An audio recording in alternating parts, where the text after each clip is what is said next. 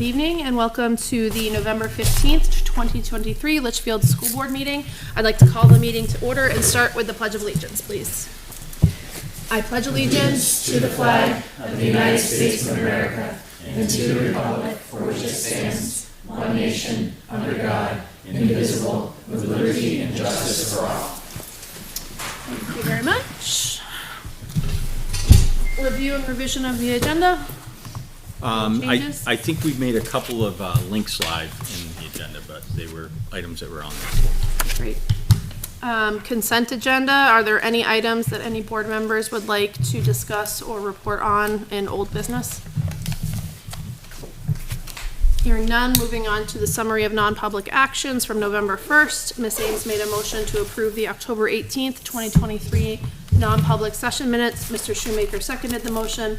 The motion passed 4-0-1 with Mr. Cutter abstaining. Mr. Cutter made a motion to approve the retirement of Martha Thayer. Mr. Plansky seconded the motion, and the motion passed 5-0-0. I shared in that reaction. Yes. Reluctantly passed. So that brings us to our presentations and recognitions. Today, sadly, the school board had to release a press release that came out this afternoon to initially our GMS teachers. It was then rolled out to other district staff, and then eventually has been put out publicly and shared across our Facebook pages as the school board, as well as the district and school pages. I'm going to read that, even though it sounds like I have a duck crammed up my nose right now, so just ignore my voice, but I am going to read that statement for the record. A public statement regarding the land purchase for a new elementary school in Litchfield, dated today. It is with deep disappointment that the Litchfield School Board announces that the purchase of the land across from the fire station on Albuquerque Avenue for a new elementary school will not occur. The voters approved the purchase of this land in March 2023. Despite efforts by the school district, the seller of the land on Albuquerque Avenue has communicated that the land is no longer available for sale. The school district is now focused on moving forward. Despite the tireless efforts of the faculty and staff tasked with maintenance, the current Griffin Memorial School has long been in a state of worsening disrepair. For over 2 decades, the school district has spent considerable time engaging both the community and a team of highly qualified professionals to evaluate all potential solutions. Through reimagining GMS, joint community forums, as well as facility improvement committee with the representation from the school board, the school district, the select board, the budget committee, and GMS staff, it was the unanimous consensus that the best long-term solution was to construct a new building on a new site. While identifying land that is of suitable size, location, and layout for an elementary school can be quite challenging, the board was ecstatic when the Riley land was identified as a viable option. This presented an excited opportunity to relocate our elementary school to a more suitable location in the center of town, directly across from town offices, including police and fire stations. Since identifying the land, the project team has continued to finalize a proposal for the construction of the new school to be put before the Litchfield voters in March of 2024. One critical component of such work has been applying for state building aid to offset some of the cost of constructing a new school. There are many factors considered in qualifying for state aid, including the availability of allocated funds in a given year and the level of need based on current facility deficiencies. These factors are then weighed against the same criteria as it relates to the other communities who have also applied for state building aid. Based on the current level of need as compared to other communities, Litchfield is positioned to receive state aid in the amount of approximately $7 million. Given this potential cost savings to taxpayers, the continued rise in construction costs, the growing risk of costly, unplanned repairs to the current GMS, lack of space and unsafe conditions for our students, faculty, and staff, the board remains committed to a project that fully addresses all of these concerns. As such, the board has directed the project team to reevaluate the possibility of building a new school on land already owned by the school district. It is important to note that some, but not all, of the building-specific design work that has been completed to date is transferable. For our students and staff, we need to develop an alternative plan to build an appropriate educational facility. With March quickly approaching, we believe that re-exploring this option presents the next best alternative in order to take advantage of anticipated state building aid allocated to our project this year. The board is optimistic that with renewed investigation into building upon district-owned land will result in a solution that we can stand behind as a community. We will continue to share information as it becomes available and look forward to dialogue with the community about the scope and plan for this very important project. As always, we continue to welcome community questions and feedback at schoolboard@litchfieldsd.org.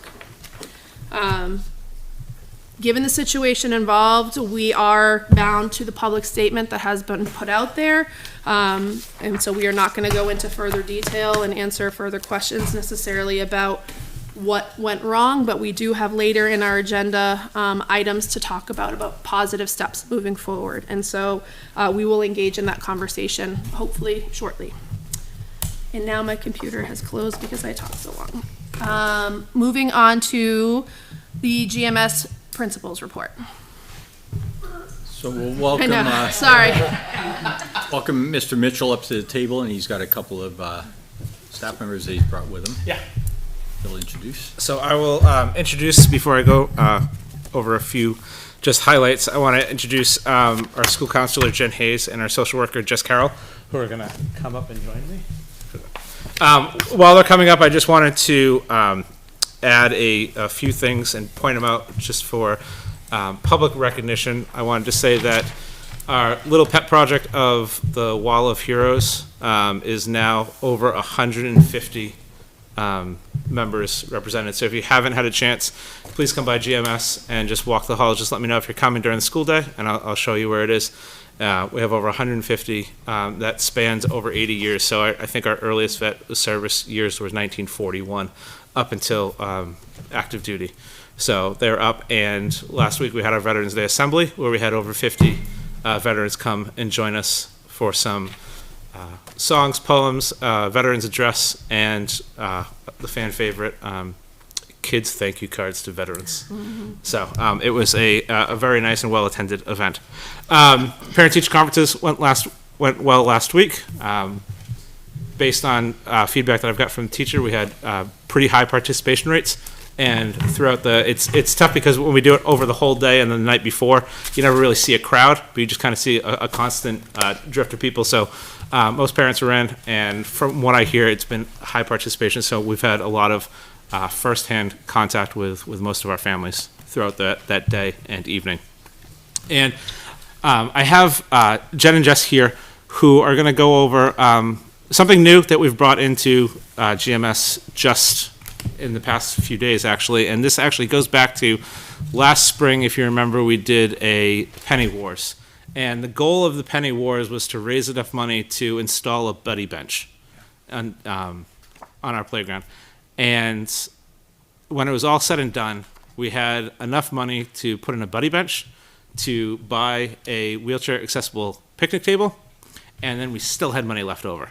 And so we started to think about how we wanted to spend that money, and in talking and having conversations about kind of what we can do to impact the most amount of students. Jen and Jess had this idea of these classroom toolkits. And so we had enough money to build enough of these toolkits to put in each and every classroom. So I'm going to turn it over to them, who are now going to present the idea of the classroom toolkit.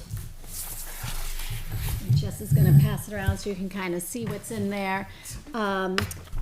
Like Dan said, we had some extra funds from Penny Wars, and so we wanted to really make an impact on our students and our teachers. So we recognize that there's been a big increase in student behavioral health needs in our building, and that this is impacting not only individual student learning as well as classroom learning in general. And so we really wanted to kind of build bandwidth beyond just the two of us who are trying to manage a lot of that in our building.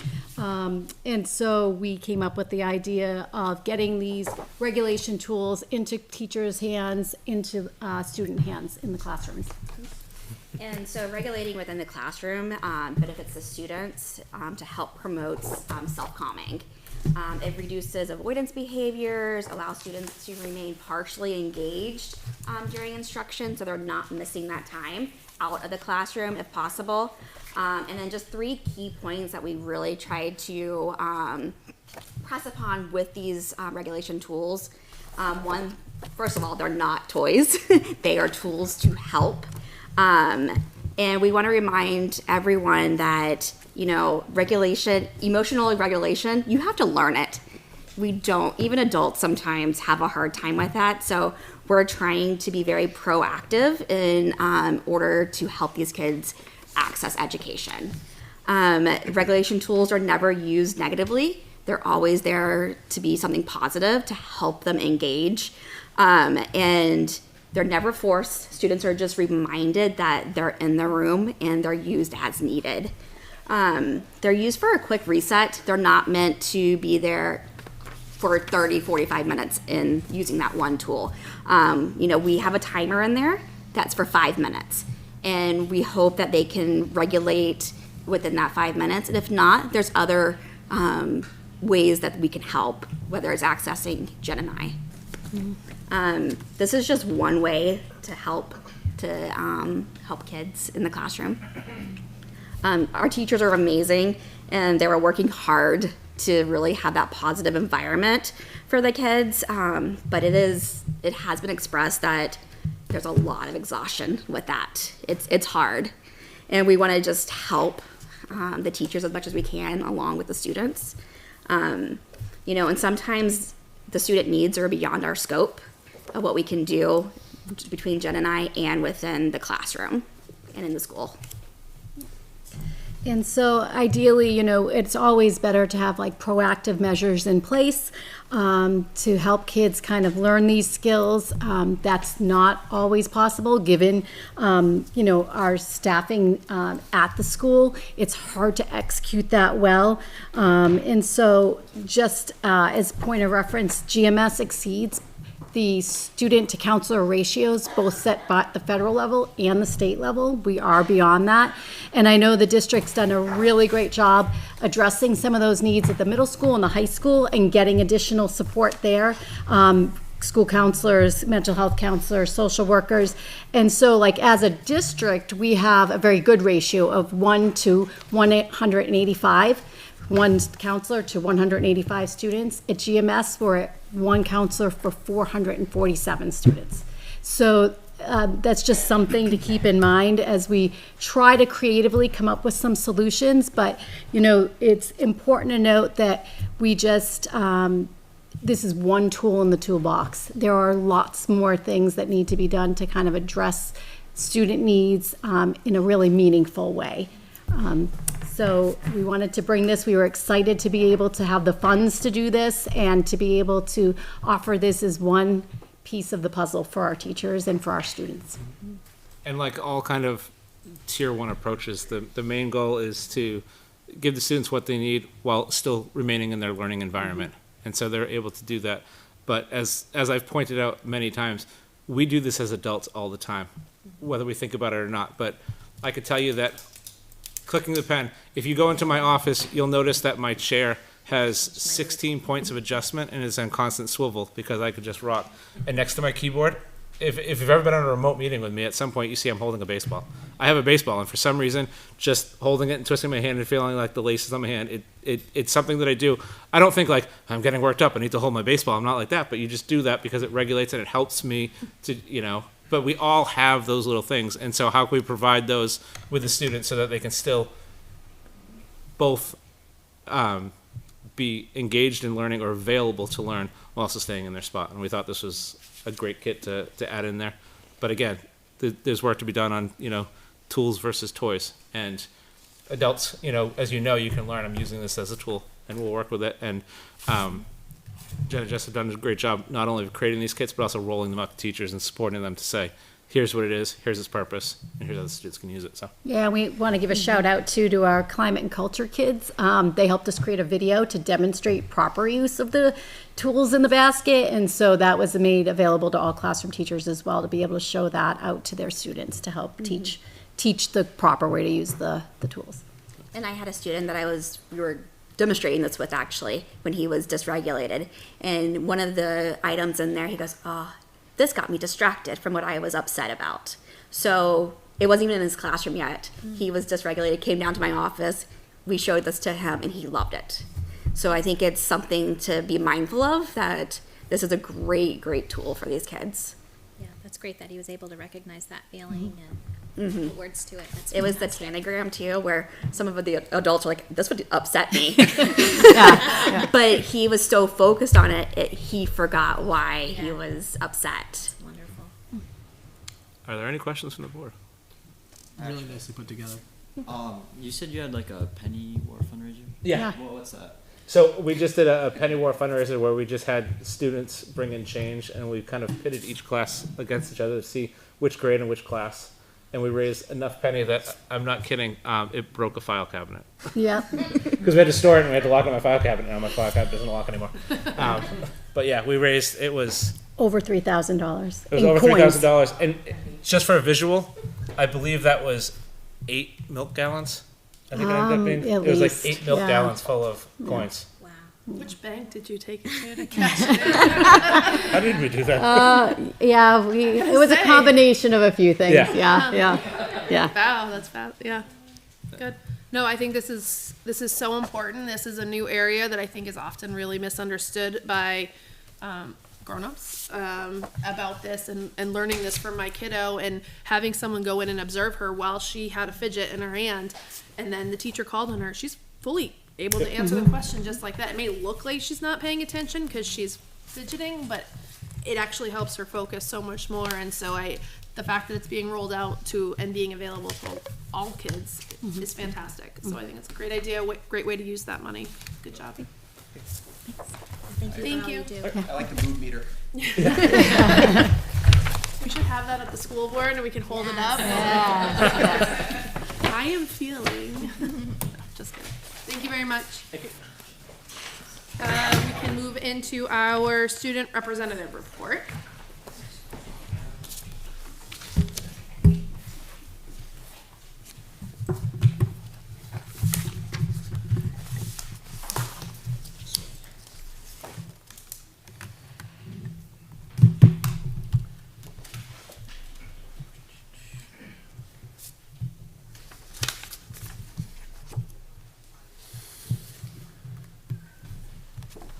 Alright. So, what's happening at Campbell High School? So the first slide are recent past activities. So the first one, Waterville Student Council Conference. Last week, Student Council went on their annual Waterville Valley Conference. Here we got to meet with other student councils throughout New Hampshire and learn more about the leadership aspect of it. Then the NHASC also invited guest speaker Ted Wise to just speak on the keys to success. And my favorite part about Waterville, I feel like it's a big icebreaker for student council. We're all new at the start of the year, but this is a real big turning point. Everyone after Waterville, everyone's much closer.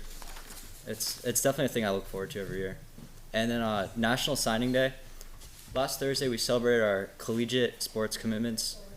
The two that we had committed were Jack Kidwell for baseball at Sacred Heart and Lucas Craig for lacrosse at Anderson.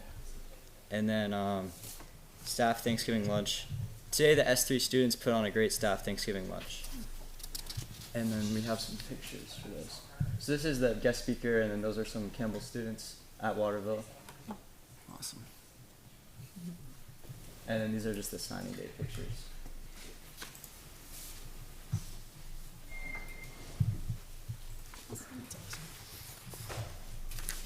Alright, so fall sports conclusions. Boys soccer won the championship against Guilford.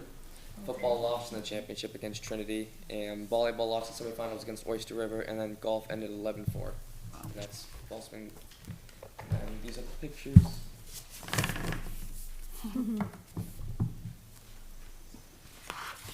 Very exciting.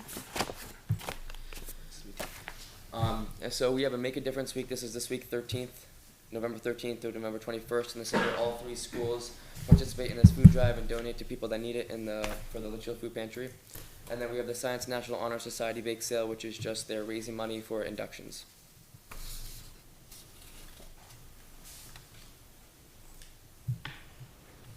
And then these are just flyers that we put out on our social medias for the Make a Difference campaign.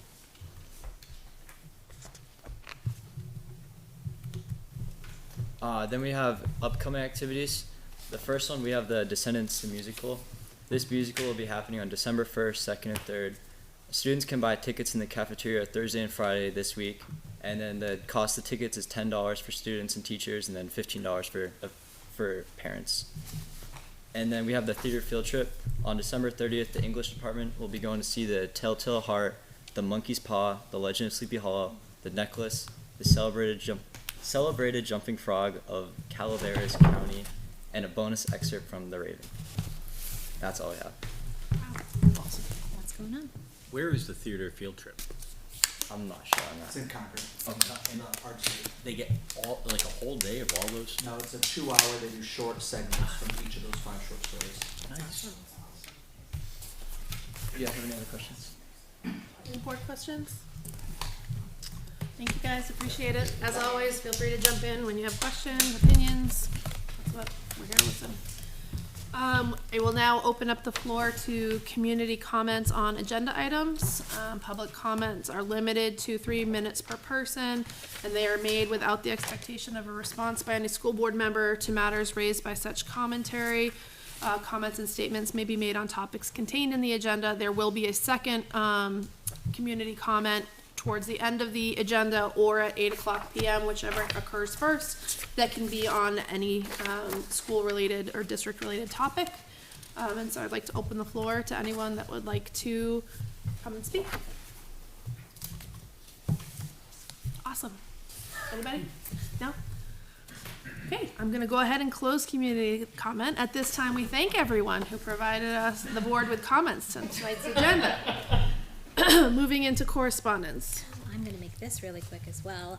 Given the number of meetings that we've had in the last 2 weeks, I have not had time to compile the correspondence. There's been a lot of action, so I'm going to give my apologies to the board. Have that in time for the next meeting, and I will double down next time. All right, with the board. Understood. Yeah. We've seen each other a lot these last 2 weeks. It's been crazy. Moving into general business, superintendent's report. Yep, so a couple of things to report to the board. I've got the robotics club sent a very nice thank you note, which I thought the board should get because they really are appreciating all that we do. I have the actual note here too, so I'll pass that around for the board to see live and in person. I just want to also report that continue to be out into the classrooms as much as possible. So I spent yesterday at GMS and then today at LMS. Was able to interact with Bill Preble and his team coming into work at LMS today. They've been experiencing a little bit of a heat issue, so you may have heard from some parents that it was a little bit chilly in there, but we had our crew back again just to continue to adjust and tweak the system. But during the Veterans Day weekend, NPI, who was the contractor for the HVAC systems, was in doing a bunch of work on the punch list, right? And so trying to button everything up, and it seems like by Monday morning things were not exactly the way they should have been. So we had people back in there, but it seems to have been recovered by today, right? And I'm looking at Mr. Sulzing because he had probably the ice box in the building. I like it cold, so I didn't complain. But yes, the kids were very, very chilly those first few days. But we are back up to speed there. So if you've heard about that, it was an issue, but we've been on top of it. And I didn't report that I'm at CHS because I'm there every day. So, but I do continue to do my best there also. That's what I have for you, unless you have anything else for me. Any questions for the superintendent? Hearing none, we'll move on to our business and operations report for Mr. Totten. Yeah, so the first part I have on that is just kind of the continuation of the talks of budgeting, and then any motions from the board or any, got a lot of friends here that will definitely speak about their school or their department. There was some questions in regards to attrition or special ed, different things like that, which we're ready to talk about. I don't know the order that the board wants to kind of go through things, but we are definitely ready and willing to give the information that you guys need to make your decisions. I guess my question, do we have anything that we need to talk about with our typical second meeting of the month, update for the month conversation, and then maybe we can jump to the budget stuff? I'm just seeing people are still signing, so we could, Yeah. So nothing real new for this meeting, other than the financials are in there. The money was added from the warrant articles to their reserve funds. You know, we hold on to that money a little bit at the beginning just because of cash flow. We're always interested in making sure cash flow is as positive and we're in a good spot where we need to be. But that money's now in the reserve funds. I don't know if people had questions about any of the financials that came from October. Nothing really surprising No. in there as far as what I see when I look over the detailed one or the comparison one as well. There's some stuff about the bus, but the bus is transportation contract is later on in the agenda. I just kind of had that there because I've been keeping it there as well. thank you. So Doug, the only question I have is, are we sort of on pace for spending? Are we ahead of where we should be spending-wise for the year, or are we kind of right where we should be? So overall, we're right where we should be. What, you know, is going to be the same impact this year as it was last year, which was all the open positions that we have. We are actively trying to fill those positions. We would love to fill those positions. We have some great positions for people who have different skills or who want to learn different skills to come in, but we're still not able to fill many positions at each of the schools. And again, when positions are the bigger part of your budget, it does add up. So you'll see that we're lower in a lot of the different lines, and we can be lower by 100,000, you know, as far as like what we're projecting for the end of the year, or even higher. But a lot of that is position related. Any questions for Doug that are specific to, On budget transfers, the board authorized a payment of $15,000 to NHSPA for services. Where was that transfer coming from? So far, we've only done 5,000. Okay.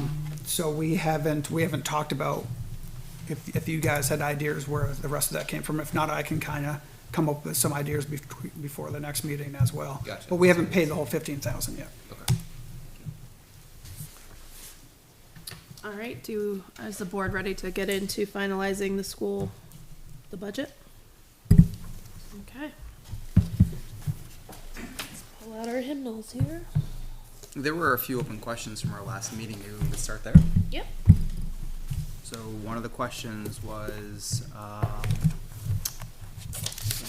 Ms. Woodman on, just going through my notes here, on the writing essay and where that, So I clarified with Ms. Nelson today that is not a charge to us, that particular portion can be taken out. We do still pay for the PSATs because that is not a state test. But in terms of the essay portion, that can be taken out, and it has not been, it's been a line that has continued to be in the budget, but we've not paid for it. so That was my bigger concern, was that we were paying for something that we didn't need to be paying for. Gotcha. Thank you for the research and confirming. So I'll make a motion to reduce, sorry, just for the board's awareness, this is CHS page 18. Looking at the hard copy budget. I'll make a motion to reduce line 330, which is a carryover from page 17 into 18 by $1,250. I'll second. You can second. Okay, doesn't matter, one of us seconded. Is the $1,250, is that the amount that's just representative of, I just don't wanna cut the PSAT piece of things, so I just, That is, I'm not sure because I don't do the budgeting. Say page 18.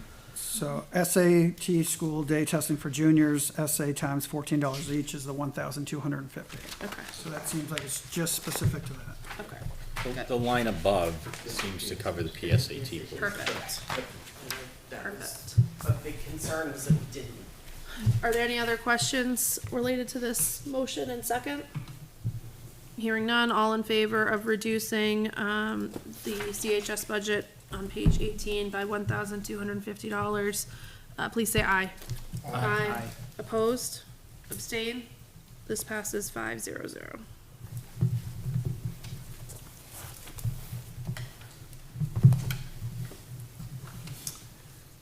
Let's see. There was also on CHS, I'm back on page 11, we had talked about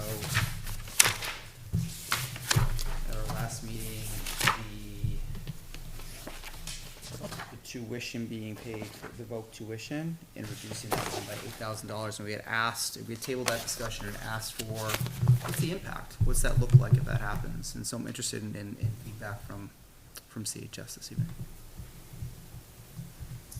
I mean, we talked about it at the last meeting. I think reducing it by 8,000, not ideal, but as long as you're not capping it, and depending on enrollment, we can still pay for that. I think 8,000 is far better than 50,000. So if you're going to reduce it by 8, you know, it's doable for us. You know, again, we've got 80 current students in CTE programs right now. You know, we know that enrollment is going down overall at the school. That doesn't necessarily mean all enrollment in CTE programs are going down. You know, so again, I'm relatively okay with 8. I would prefer no more than that. So, you know, that's up to you guys. That's, again, it's, you know, we did the breakdown of, you know, how much it costs overall. We were finalizing those numbers. I think before we get out over our skis, let me just display. So we were pulling some numbers today. We had trouble with the spreadsheet. I don't know why it wasn't linking the way it should have. But can you just make sure that we're using the correct numbers, Mr. House? So you've got how many, when I look at this chart I currently up above, yeah, you have 68 students taking classes at Alvern. correct. So that was the number that wasn't there 10 minutes ago, but it's there now. And you can see the breakdown. You're looking at students who are going there to take AP Chemistry, Baking and Pastry, Computer Science 1, Construction 1, Culinary Arts 2, Honors, Digital Media 1, Health Science 1, Health Science 2 Honors, Heavy Duty Mechanics 1 and 2, Intro to Engineering, Junior ROTC, Marketing 1, Marketing 2, Natural Resources 2, Veterinary Science 1, Veterinary Science 2 Honors, Welding 1, and Welding 2. So a total of 68 students. If you talk to them, they would tell you this is part of what motivates them to come to school every day. We move on to Pinkerton, and we are sending 9 students there. Is that the correct number? Yeah. So 4 in Architecture and Design, plus Computer Information Systems, Cosmetology 1, Electrical Tech 1, Electrical Tech 2, and Video Production. And at Manchester School of Technology, we have 3 students, which is Collision Repair 2, Manufacturing 2, and Plumbing 2. And anytime you see a 2, these are students who are finishing up the program. They've already done all of last year, right? I will say, not on this document, but on another, I have the breakdown of the grade levels. I will say there are 45 students in either 10th or 11th grade right now that are enrolled in CTE courses. So there's your total, and I'm going to walk you through, again, you have to remember that all of this is leveraging federal Pell Grants, which substantially support these educational programs. So I'm just going to walk you through Alvern, but it's the same kind of scenario for MST or Pinkerton. So Alvern's tuition is $6,615.50. That's the tuition amount that is on the bill that we get from Alvern for CTE. Our cost of tuition to earn 2 credits is $1,653.88. That's because $4,961.62 is covered by those federal grants. That means that we're paying $826.94 per credit. So to get the 2 credits, you double that amount, and that's the $1,600, okay? At Pinkerton and Manchester, you can see that the cost of tuition is a little bit less. I'm going to make an assumption, I don't know this for a fact, but because of the recent renovations that took place at Alvern, and they did a massive addition and renovation there, my guess is that their tuition rate is higher because there's a bond involved that the other 2 schools don't have. And that's why the other 2 schools are pretty similar, but Alvern is higher probably because it's a state-of-the-art facility that's relatively new. And I also would point out that that's getting 2 high school credits plus industry-sanctioned credentials. So in many cases, those programs, students are leaving with industry-sanctioned credentials that they can immediately take to the job field. remember, our numbers, our DOE 25 for FY '23 is that Campbell costs $18,182.83.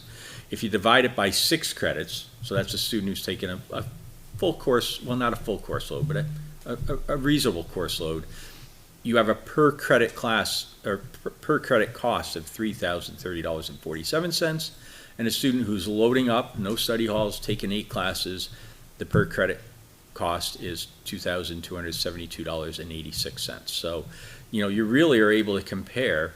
Sending a student off to get 2 credits is costing $16.53 at Alvern, $14.23 at Pinkerton, $14.90 at Manchester, and doubling these numbers. $3,000 is for the per credit cost if they're taking 6, and $2,272 if they're taking 8. So doubling those numbers, you're talking $6,000 or $4,500. It's a discount because you have to ask. If you put a cap on Jake and he says, I can only send this many kids, he then has to educate that same child and offer that 2 credit experience at Campbell at the higher amount. So I say all that because he's asking for 98. You're proposing to cut it to 90. Doug's math is if all of the students go back next year, it'll cost us how much?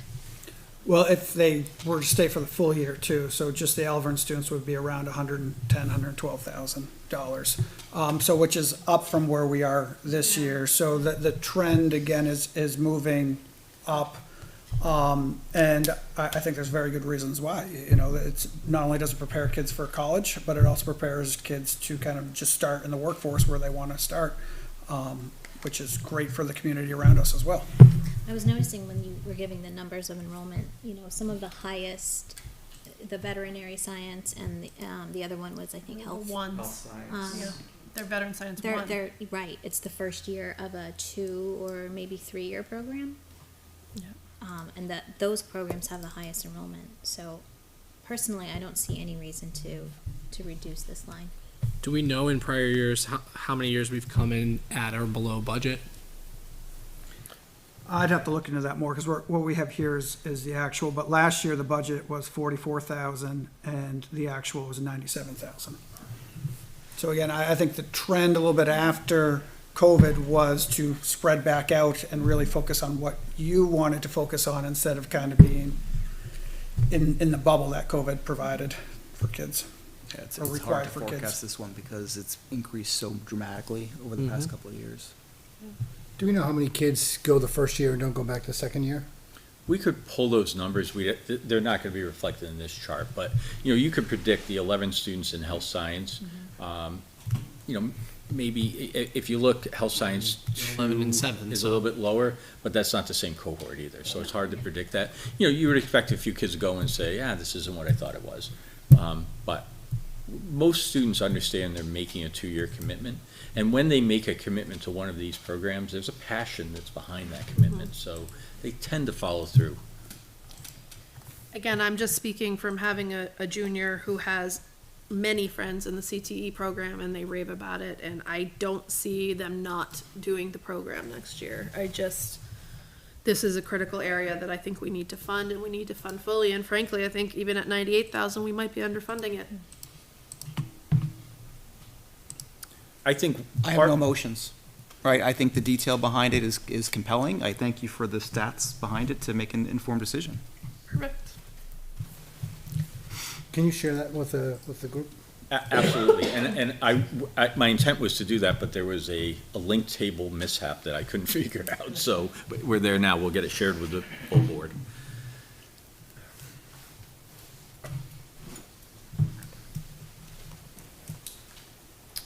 Next topic, if we're ready.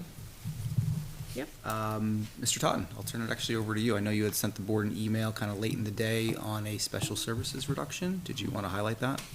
Yeah, so we have a couple different lines in special ed, which is part of the district lines, which factor in the cost for out-of-district tuition. So out-of-district tuition is a lot of times it's geared by IEPs, and which involves family and school decisions. So sometimes within a year, there's changes to that, whether it be a family's choice or whether it be an IEP team's decision choice.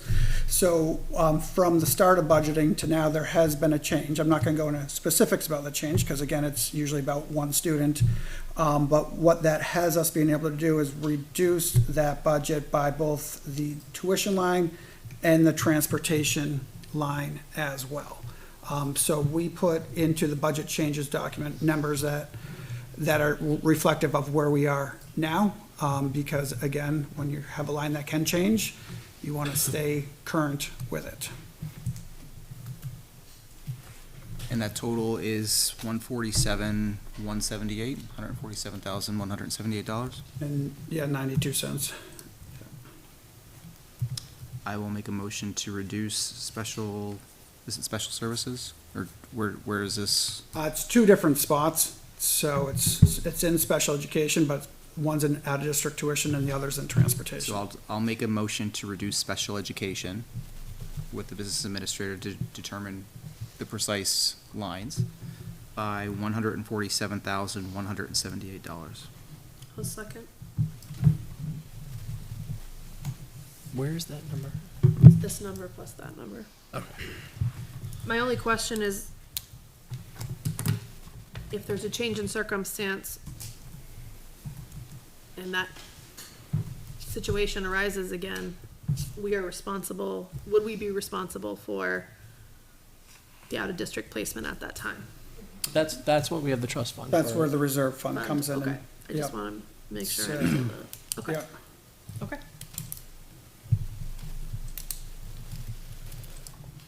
All right, we have a motion and a second. Are there any other questions or comments? Hearing none, all those in favor of reducing the special education budget, I don't have the exact number, 147, 178. 170, please say aye. 178. 178? Yes. Sorry, 178, please say aye. Aye. Aye. Aye. Opposed? Abstain? 500. Thank you for that update.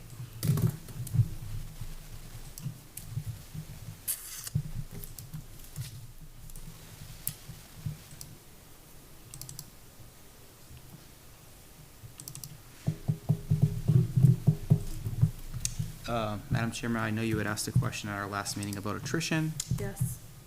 Interested in the district's thoughts on that? So in prior years, this has been reduced several times. I'm just curious. This has been reduced and it hasn't, it seemed like caused an issue when it's been reduced. Do we expect that if we were to reduce it again this year to be a situation? So, I know that's hard to Holly, answer. I don't know if you want to come up and kind of. Personally say no.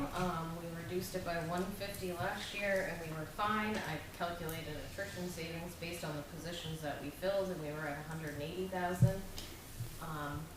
I know in the past we've kind of waited till we got to the budget committee and they would reduce it, but in recent years we either come forward or have it done here. I don't see an issue with that. Mike? No, and honestly, we've had a conversation among our leadership team that we're gonna have to carefully monitor, depending on what we do, we're gonna have to carefully monitor new hires. You know, there may be a point where the superintendent says, you can't hire that teacher, it's gonna kick us over what we have as a buffer in the attrition line. And so, you know, hiring somebody who's newer might be necessary, or we may say, hey, we've got to save the higher amounts for a critical shortage area, like a science teacher that we were unable to hire. We may have to hire somebody newer in another subject area.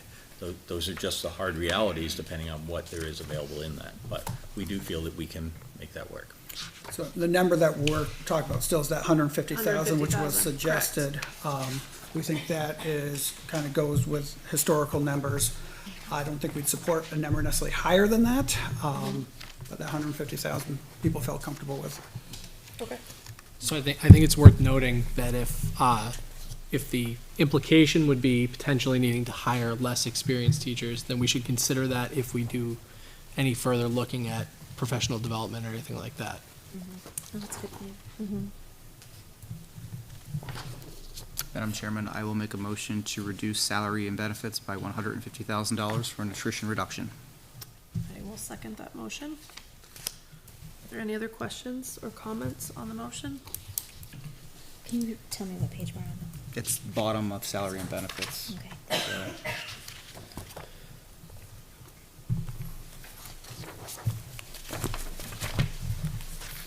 Hearing no other questions or comments, all in favor of reducing the attrition line item by $150,000, please say aye. Aye. Opposed? Abstained? Passes 500.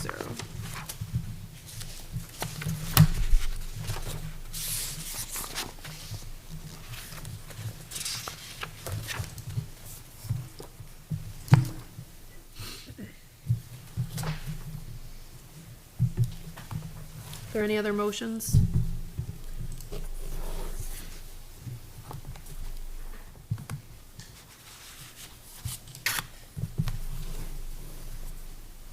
Any other questions from the board? Are we comfortable with this being our final budget that will then go to budget committee for tomorrow night's meeting? So just in summary, if Yeah. I may. Yep, please. In total, including food service, we have reduced the budget as presented by $534,717.22 if you're counting. Mr. Totten, hopefully that lines up with you. You had 536. 534,717. That does not line up. Uh-oh. We're off. We're like Well, 2,000 off. We were good as of last week. Did you add my deduction, my 2,000 for furniture, because that could be where you're off. I thought I did. I have that for 277,882. Yeah. Yep, I have that. Just make sure. Yep, that's in here. We did the 1250. Is it exactly 2,000 that you're on? Let me. Well, how about Mr. Totten and I reconcile afterwards? We're close. We're close. Okay. Yeah. We're in the ballpark. My question is, I don't recall from years past, do we as a board vote to then send this budget over to budget committee, or we have now adjusted and made the adjustment, so with us not making any further adjustments, that means it goes to budget committee? Or do we want an affirmative vote indicating that I this is think the it's budget from the school board? Always helpful to have an affirmative vote, that the school board is recommending to the budget committee. So we need that final number then. So that, So and again, we'd want to separate that from Fund 10, General Fund, and Food Service. Yeah, I can do So that. I don't know what you have for Fund 10. For Fund 10, I have 523, 514, 82. 523, 514, 82. 82. Okay.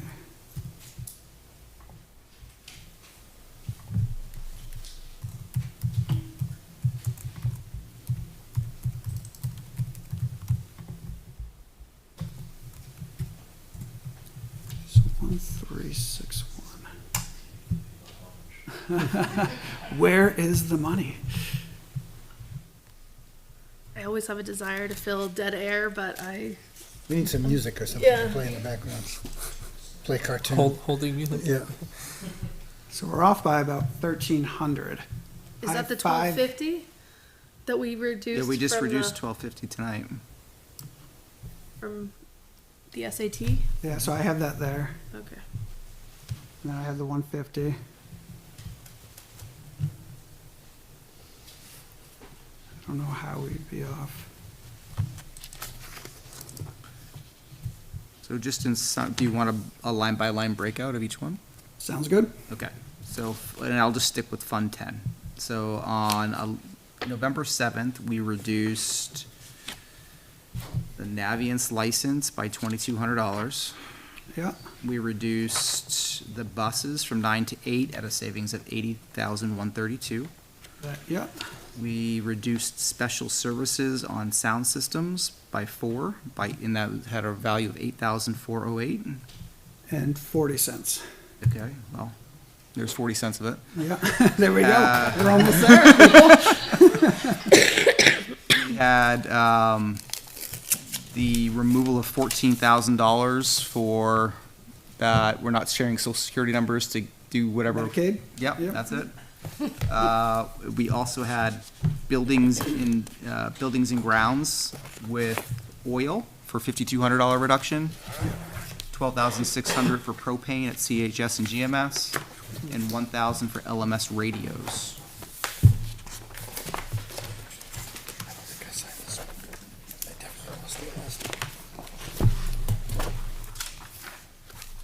Add that up and you get Do not need 120. the 2 radios, yep, I have that. So add that up from 11.7, you have 123,540. Oh, the single ref contingency fee at LMS, Single ref contingency. 560, How much was that? $560. Thought you were on a line number. Did we vote on that? It was Yeah, 'cause part of that the was the one block where of money we were that we paying. voted on. In my understanding, it was part of the block of money. Yes, okay, so yes, we voted on that 500 on 11.7, you're right, I did not include that. And then do you have And then the the 800, 800 for the porta potty? yep, that's it, the drop one. Okay, Worst name ever. so do you have, Kidding me, that's the is your best total name ever. 536 536. and $77? Some creative thinking. Wait, so what are you at again? What started? Total, Yeah. 536,077 with those add-ins.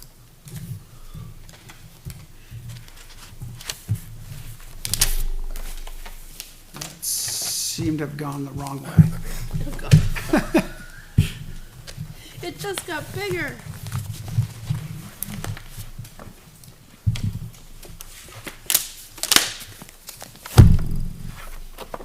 Thanks for that. Sure. I was at 534 and I added those 2 in, it makes sense that that went up. Oh, that's Fund 10 and food service. So Yes. if we just do, so you were at 523 with just Fund 10. Okay, so you want to go back to just the Fund 10. Okay, so Fund 10, I have 524, 874.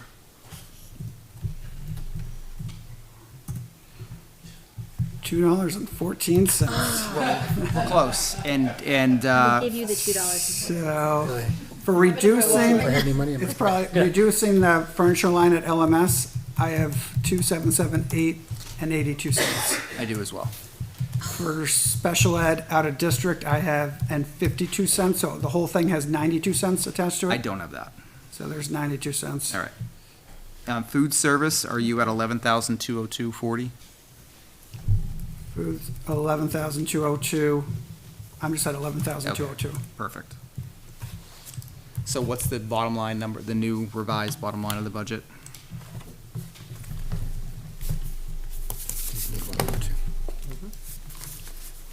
So what do I have at the bottom line? I have, for both budgets, I have 536,078.14.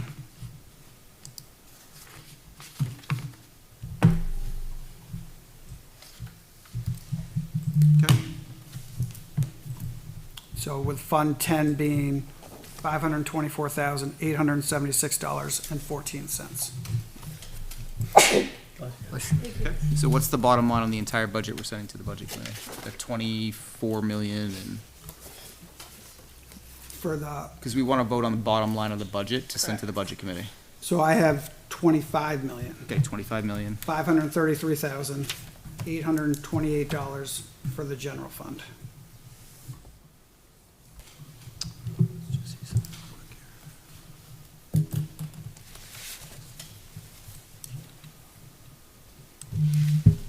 I think if you disagree with it, it's not fine. Is that Peter? Oh, that's mine. You don't need me to sign it, right?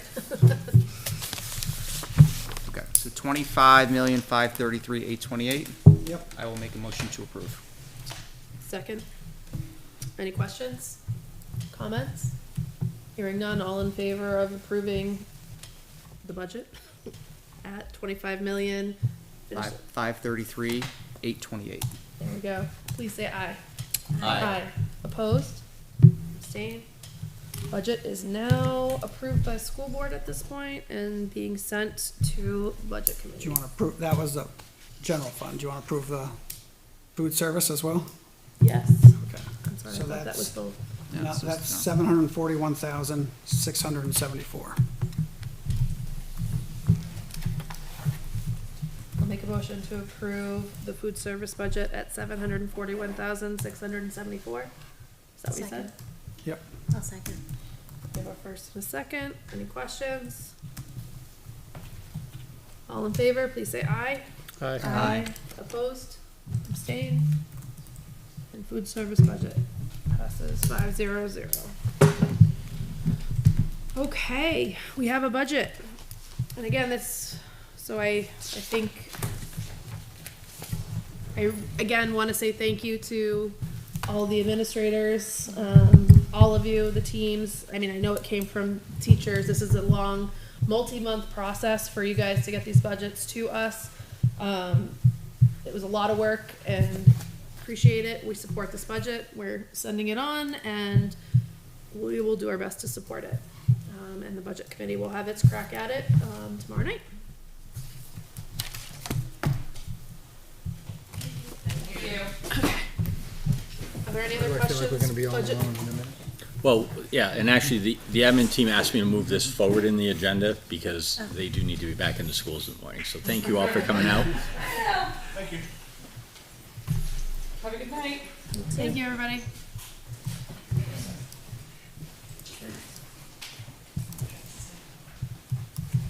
All right, there is one other bullet point underneath the finalized school budget. I don't know if that's something that we need to talk about, what this means going forward.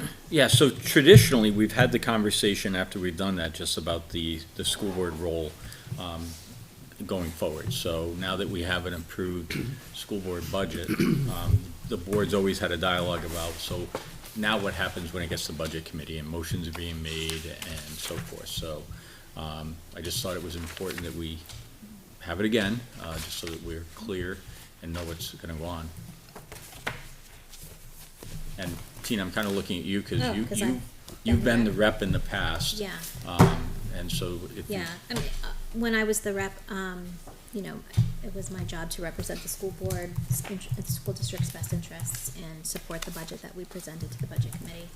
So, you know, when there were cuts that, we came back and reconsidered, or we got more information that it, you know, that there was a reduction, indicated, then that was my role to vote in favor of those reductions, and other than that, support the budget as we send it to them. That's how I understand my role to be. Matt did approach me yesterday and ask, and I think it's a good question for both Peter and Matt, as I recognize this is your first sort of budget process as we go forward. What presence do you want of the school board at those budget committee meetings in terms of, those are gonna be on Thursday night. Andrew is our rep. He is gonna be there on our behalf. I think you and Doug are gonna be there. That's tomorrow. Yeah. It is You're funny. You and Doug are gonna be there to answer questions on behalf of the district and the admin team. I think in years past, the board has not been required to go, although they're welcome to go. I wanna that's what I told him. I wanna make sure that's accurate. Just to be clear, I wasn't itching to go to another meeting. I'm sure. He was begging to go, So actually. we had a conversation with the admin team about exactly how we wanted to proceed, and Chairman Sun has sent an email out with a kind of a draft template of how he proposes to go into the school budget starting tomorrow night. Our team felt it was important that they be here to answer questions of the board, but once it becomes the board's budget, you know, Doug and I know the backstory on just about everything that's in here. We should be able to answer most questions. We have the Google Sheet, which serves as the communication tool between the budget committee and the admin team. And so they're not planning to go tomorrow night. We're not gonna show up and fill the audience. It's Doug and I who are gonna be there, and Andrew is the rep. And so that's our intent. You're all welcome. And, you you know, it's always good to see people there. But I think the budget committee has to do their job now. And, you know, I think we should, if there are questions that arise or comments perhaps that are made that we want to clarify, we may want to come and do that. I think in the past, I'm recalling that one time the board chair went to clarify points that were made that the board feeling was were not accurate, and just wanted to really clarify that and make sure that it was understood, and probably did that under the public comment portion of the agenda and then left. It was, you know, just that opportunity to come in and clarify. Okay. So it's not the same as the deliberation that we did with a bunch of them in the back. No, so that's why we have the joint session, so they're able Gotcha. to come and ask their questions of the administrators directly if budget committee members choose to do so. Again, they also have their own process and will have their own discussion on what they think is best with the different hat on. You know, we're obviously coming at it from a lens of what's best for students, and they're coming at it from a lens of what's best for the town. So they'll have their ability to ask questions, but we have a kind of our spokespeople here who will handle those questions. The, if you think about our sessions at the fire station, so the first night we had good representation from the budget committee. Second night it wasn't as good. But remember, it's recorded, broadcast, and Chairman Sun's communication to budget committee members was, watch the meeting. You know, you did excellent wait time in terms of any questions from the budget committee, and we gave that opportunity. And so there were questions that came to us, we answered those on the spot. And so, you know, if there are additional questions, we'll field those, and if we can't field them, we have the process to get an answer. And it's possible that it could be answered live, and, you know, we could have an answer by the end of the meeting, depending on what our admin team is doing. Okay. No guarantee on that. Okay. Any further questions or comments on the school budget? Or the BA report, since this all sort of fell under that umbrella? Seeing none, we'll move on to public minutes. I'll make a motion to approve the November 1st, 2023 public minutes. I'll second. Are there any questions or comments or changes? Hearing none, all in favor, please say aye. Aye. Opposed? Abstain? This passes 5-0-0. Moving on to approval, to old business. We have the approval of the wellness curriculum. I'll make a motion to approve the wellness curriculum. I will second that. Are there any questions or comments on this? As a reminder for the board, this was brought forward, but it wasn't linked properly, so we didn't have enough time to look it over. And so now it's linked, so we've had time to look at it, ask questions. So I guess I would open up the floor to any questions or comments. Seeing none, all those in favor of approving the wellness curriculum, please say aye. Aye. Aye. Opposed? Abstain? And this passes unanimously 5-0-0. And we're on to the transportation contract. I know the board had asked for language to be added. I didn't see that in the I didn't contract. either, yeah.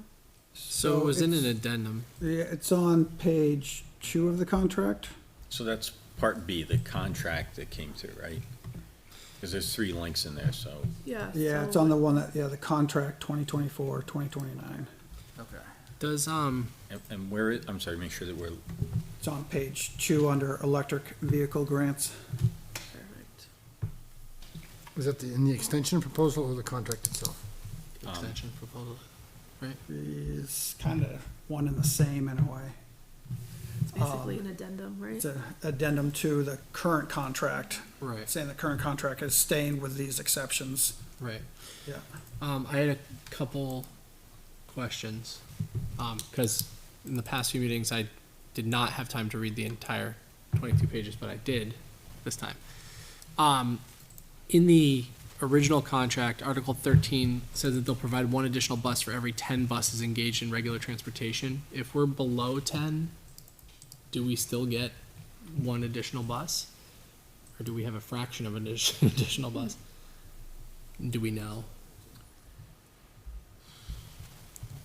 So, which article are you on?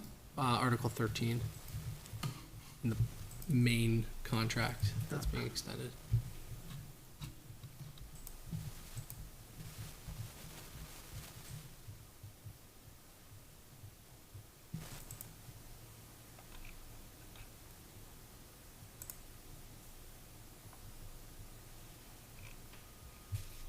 Yeah, so are we still gonna have a backup bus, basically? Yeah, so, I mean, they can't provide a fraction of a bus, right? So it's a whole bus. And I think really what this language is saying is that there's a spare bus in the yard, so that if a bus breaks down on Albuquerque, they can get a bus shipped right out to us. They're not saying you have to make do with the buses you have. So, I mean, this has not been an issue with First Student. They've been very responsive. I would expect they would do the same thing. I believe we run out of the same lot as, what, Hudson and? Nashua. And Nashua, so, which is the main reason why we haven't had problems with sports too, is we're pulling from a lot of buses and we're pulling from a lot of bus drivers as well. So, their goal is to get our kids to and back and forth from school. I So, wholeheartly agree yeah. with that. You ask a good Just question, doing due but diligence. I will raise the points to you. You can do what you want with them. If you want, though, direct us to go back to the addendum. We haven't signed it yet, and you could say, listen, we just want to clarify on the addendum that regardless of how many buses we have access to a spare in the event of an emergency. If you want to see that language, we'll ask for it. I mean, I don't think it hurts to have it in there. So I would recommend that. I don't represent the district as their attorney. I'm not trying to represent the district as their attorney. I want to make sure I'm careful in saying that because I am an attorney. I'm not doing this on behalf of the district as an attorney. I'm just raising points that I Understood, but you, as an attorney, you read it differently than an educator. So I appreciate that, and we can certainly get that clarified. The other points with respect to the last provision of the addendum, just go back through for a second.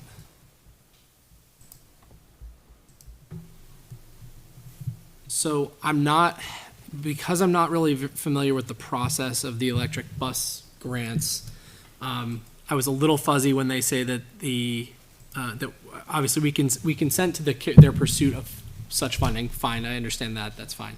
And we agree that they shall be entitled to apply such funding as they deem appropriate in their sole discretion. I don't really know the full extent of that. I'm not opposed to that. I just don't know the full extent of that. But more so, the next sentence, let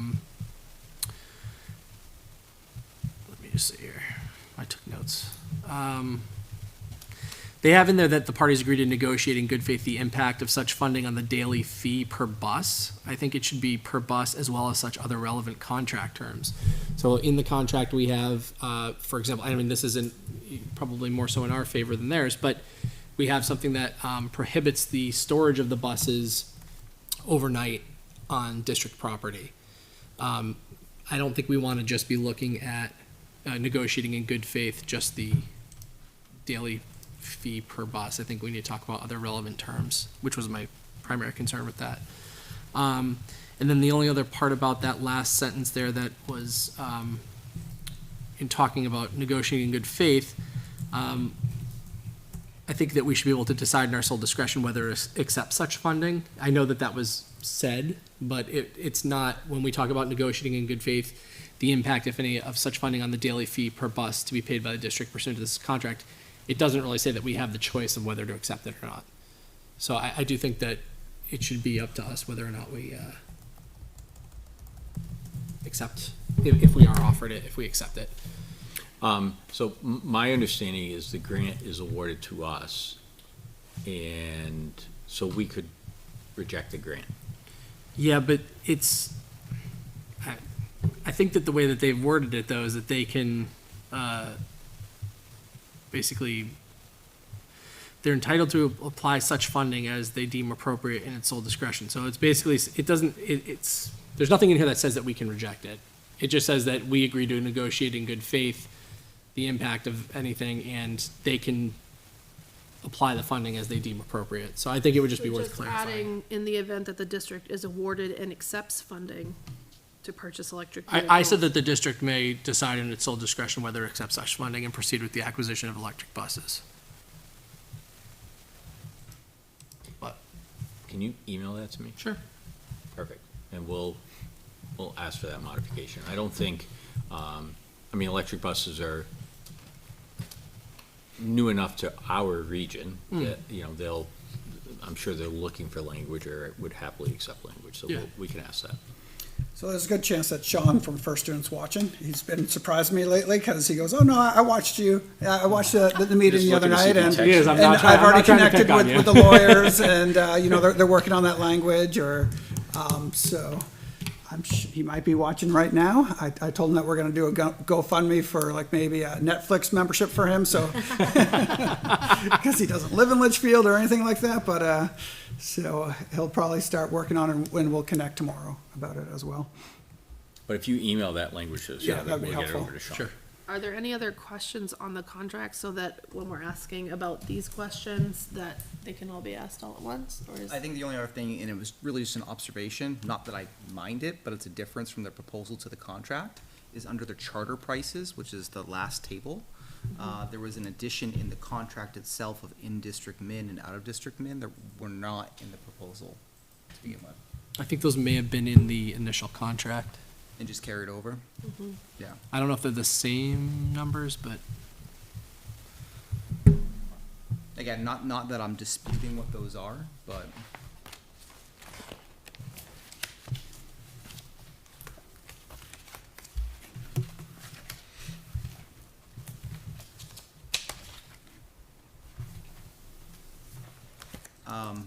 another just general question. I know Litchfield as a town benefited greatly through a strong contract that we had with First Student during the pandemic. I was trying to backtrack into the language for the pandemic that we had that protected the voters in the event that that would occur. Where is that language in the contract? I'm looking for it now.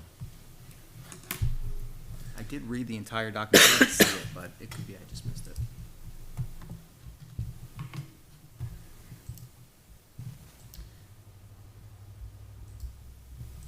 And since that language isn't part of the addendum, that hasn't changed from where the town benefited from before. It would be in the as well. master contract that it's referencing, right? But Yeah. that's what I was looking for.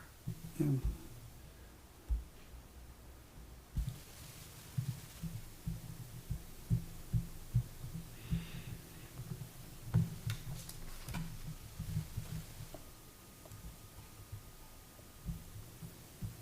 So in the current agreement, Article 8 does have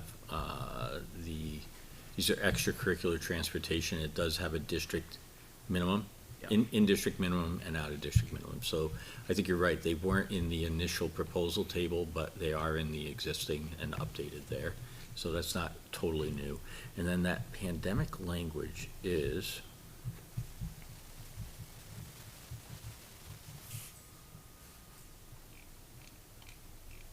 I think it's. No. Is it Article 28? Is that? I was looking at that, but I think it's- there was somewhere else that it was I think better it's Article encompassed. 11 on page 10. It's whether we extend or shorten the school year. There was also somewhere else in here, I think, that it was also revisited. that's exactly where it is. So if I go into the contract then.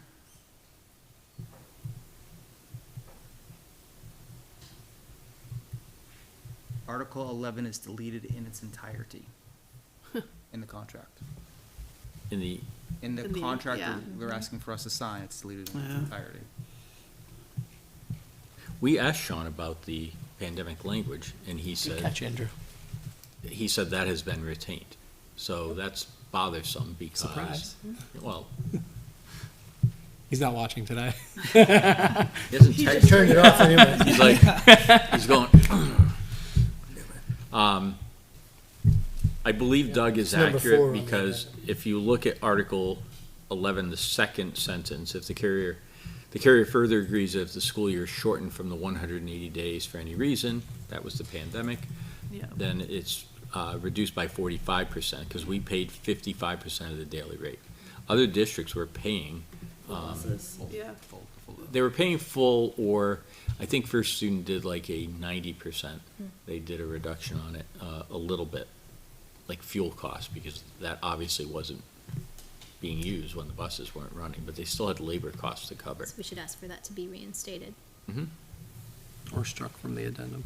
Yeah, destruction addendum. So when we first started talking to them, they talked that could be shifted, but then it turned out that, and then they started talking about maybe it wouldn't be shifted. I don't know if they're gonna do a contract with 45%, being returned. They will then amend it, right? So, Let's talk about it. yep. So I think we definitely need to talk about it, because it can't be zero either, because if buses aren't going, they're not paying for fuel, they're not paying for other things as well. So we can't go to zero. Yep. All right, so we still have more questions that We're not ready we're to not vote. ready to move forward with. We have work to do, Yeah. and we will do it. All right, any other questions for the superintendent and BA to take back to First Student? We definitely appreciate that this is over several meetings, because it's a long contract, it's 5 years. So 5-year it con- doesn't and it's make an sense to expensive kind of, contract. it's an expensive contract too, and it's an important contract. Does legal review the contract? Did they review the initial? We haven't sent it to legal yet. Oh, okay. So they'll. Right now, yeah, so the next step is that after the board says, this looks good to us, we're gonna send it off to legal, once we have language that we're comfortable with. So it will be reviewed by our counsel beforehand. Okay. But there's no point in paying the money to do course. that. No, I agree. Have you guys wanna do something else, and then Yeah. we pay again, right? So, yeah. No, I agree. Although an attorney might like that. I'm not that kind They're of. counting on that. All right, so moving on to the superintendent search process update. Matt, feel free to jump in on this anytime, but we just wanted to make sure that we were giving the board updates on the process. We've had And what a process it is. It is a process. We've had 2 meetings so far. And it's very different than what I expected going into it, which I think is actually a good thing. And it's gonna produce, Anthony's on it too, so he's been sitting in there, so Anthony can correct me Thank too you. if I'm wrong. He's given up his afternoons It's for a good it. experience. Yeah. It's an interesting process with a lot of data, a lot of diagrams, where we're really narrowing in on what we are looking for in terms of competencies, in terms of role, in terms of overall leadership style. And then getting into the next meeting will be more of the review of the guided storytelling, which is how the interviews are conducted, and how those will match up with the criteria that the committee has selected as its most important priorities for the district. I'm certainly happy to share any of the handouts that we're getting, as well as, board feedback to the extent that you want to weigh in on what characteristics and leadership qualities and competencies and roles is, I think, the terminology that we've been using. If the board feels strongly on any of those issues, I think Matt and I will definitely take that feedback, so I'm happy to circulate those.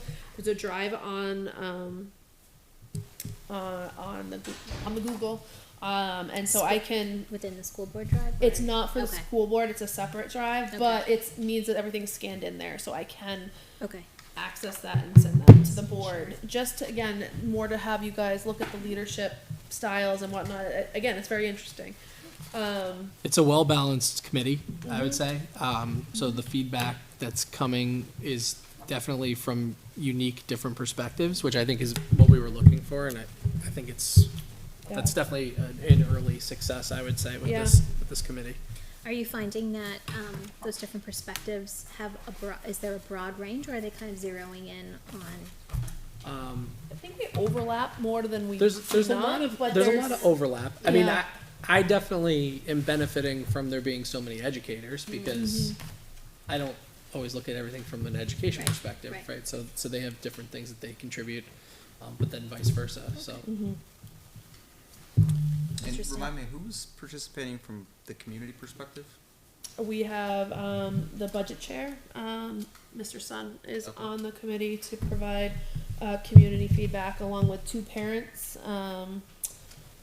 Jen Burke and Erica Ruggles, representing the LMS, GMS, CHS perspective as well as parents. I think both are very actively involved in the community as well, so can provide that community perspective.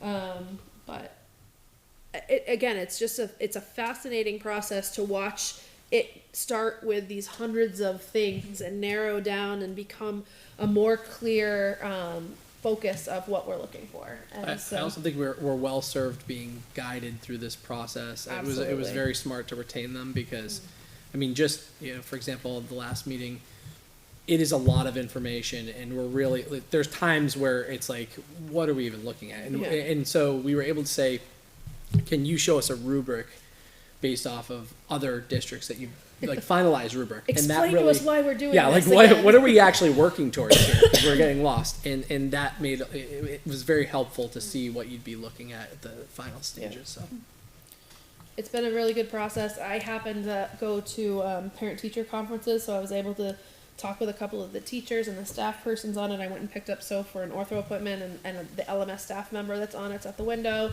So I've been able to kind of gather. I'm like, what are you thinking so far? Are you? And they're like, it's so it's interesting. It's a different. It's not the standard like process I feel like we've used in terms of our searches for principals, and it's just a different.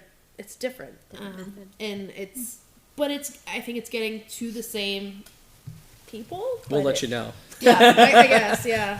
Have you analyzed the survey results that was sent out? Yeah, that was the first meeting. We went into small groups and analyzed from the perspective of from the community, from the staff, and that's the comment that you had made, that it's eerily similar to several years ago. very similar. Okay. Yeah. So, it's a really good process. It's time consuming. We're gonna have a full day on the 13th. For now, that's what's planned. We do only have 2 applications in so far, so tell your friends if they're qualified, if they're absent. But that's where we're at, and the deadline is December 3rd at this point. Okay. So that is the search update. We should have a good update at our next meeting, December 6th. Yes, because at that point we'll have had Applications were yeah, closed. yeah, Do we meet? We meet again. November 28th. Right. So we meet again as a committee the 28th. Yes. Cool. So we will definitely have more information. It's good to have a student perspective on that. It definitely. Oh, I just liked something with a smiley face. Sorry about that. I don't know what I'm doing. Okay. So that was the superintendent process, and then now moving back to the press release conversation and the follow-up conversation of a land purchase in a new elementary school. And so this is where we really want to talk about what the options are, what we're looking at, what we're doing, and hopefully have a game plan going forward that the community can really rally behind. Obviously, time is of the essence, and so does anyone want to start with this conversation, or do you want me to lead the conversation? I mean, the board, as we were becoming aware of this, the board did give us some direction, and I'm prepared to report out on that. Tina's been in progress meetings and has some information that we could share if that's the route that you want to go on it. Minimal information. Yeah. You know, basically, we discussed as a board, what's plan Z at this point. And so we kind of focused on, with the original option 3, I think it was to build on, somewhere on the GMS site, far enough back from Charles Bancroft Highway to make that less of a danger, make it a safer campus, and understanding that there were issues that we would need to overcome in order to do that, such as the level of the water table and things like that. So I haven't actually been able to attend most of the progress meetings because I've been teaching, but So with that request, the board sort of tasked us with exploring that option, option 3. And actually, Matt, I forgot you joined us for the walk. So we started by arranging a walk with our civil engineers, our architect, and Bonnet Page and Stone, who is the construction manager. And we began up at LMS and explored our way through the woods in what I would call the upper plateau to just sort of get a feel for what that land looked like once you get inside the wood line. So most people drive around the school and see woods on the right, but they don't really get in there to see what it consists of. So we did that. During a monsoon. During a monsoon. And actually, it was interesting because it was on a Monday.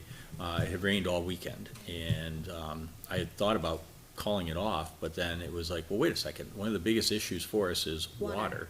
Why don't we walk in the rain and see what the water does? So we put our raincoats on and headed on off to do it. And then we walked down the plateau to the lower field and came out at the baseball field in the back of GMS. Really, there's some wetlands that are there at the base of the hill, but once you approach the baseball field, it does dry out quite a bit. We found that the bridge that goes between the baseball and the softball field, there's a footbridge there, and it's a pretty good stream that's running through there. So that's an active stream that we have to be cognizant of as we try to figure out what to do. But after everybody looked at it, explored it, said, yeah, there's some challenges here, but there's challenges on every site. The challenges here are different than the challenges up on the original site, but we can overcome the challenges. And knowing the challenges and designing for the challenges, they feel is something that can be done. And Matt, I don't want to cut you off. Any thoughts that you had I'll on say, it? having walked through the woods, down the hill, it really highlighted for me why moving up on the site would not be an option, because it was really wet and steep.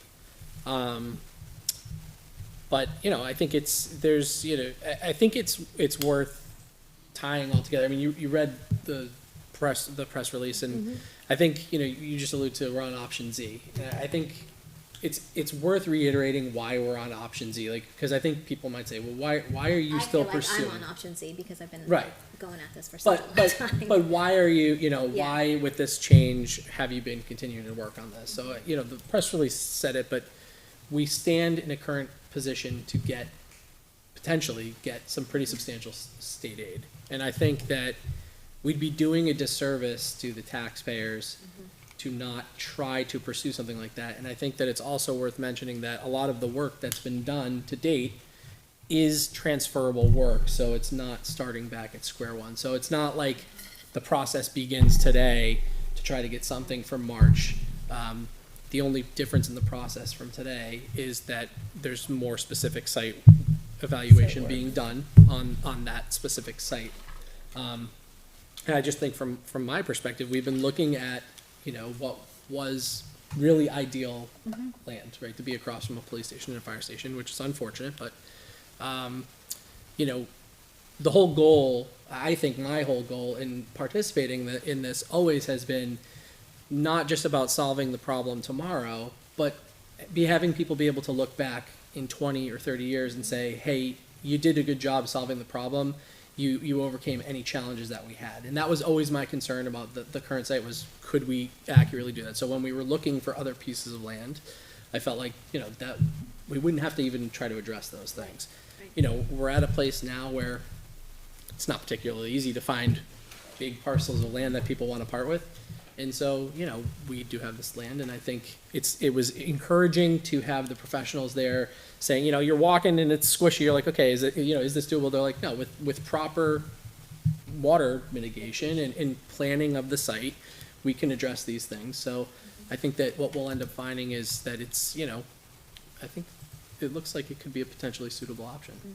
I think standing on the baseball field, and I've been back there before, but I didn't stand there and say, okay, imagine a school here, and is the proximity of 3A a concern?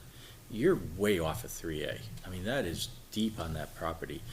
When I go and I stand outside the 30s building and that door that exits, for a child to bolt out that door, they would be in the highway in a couple of seconds, right?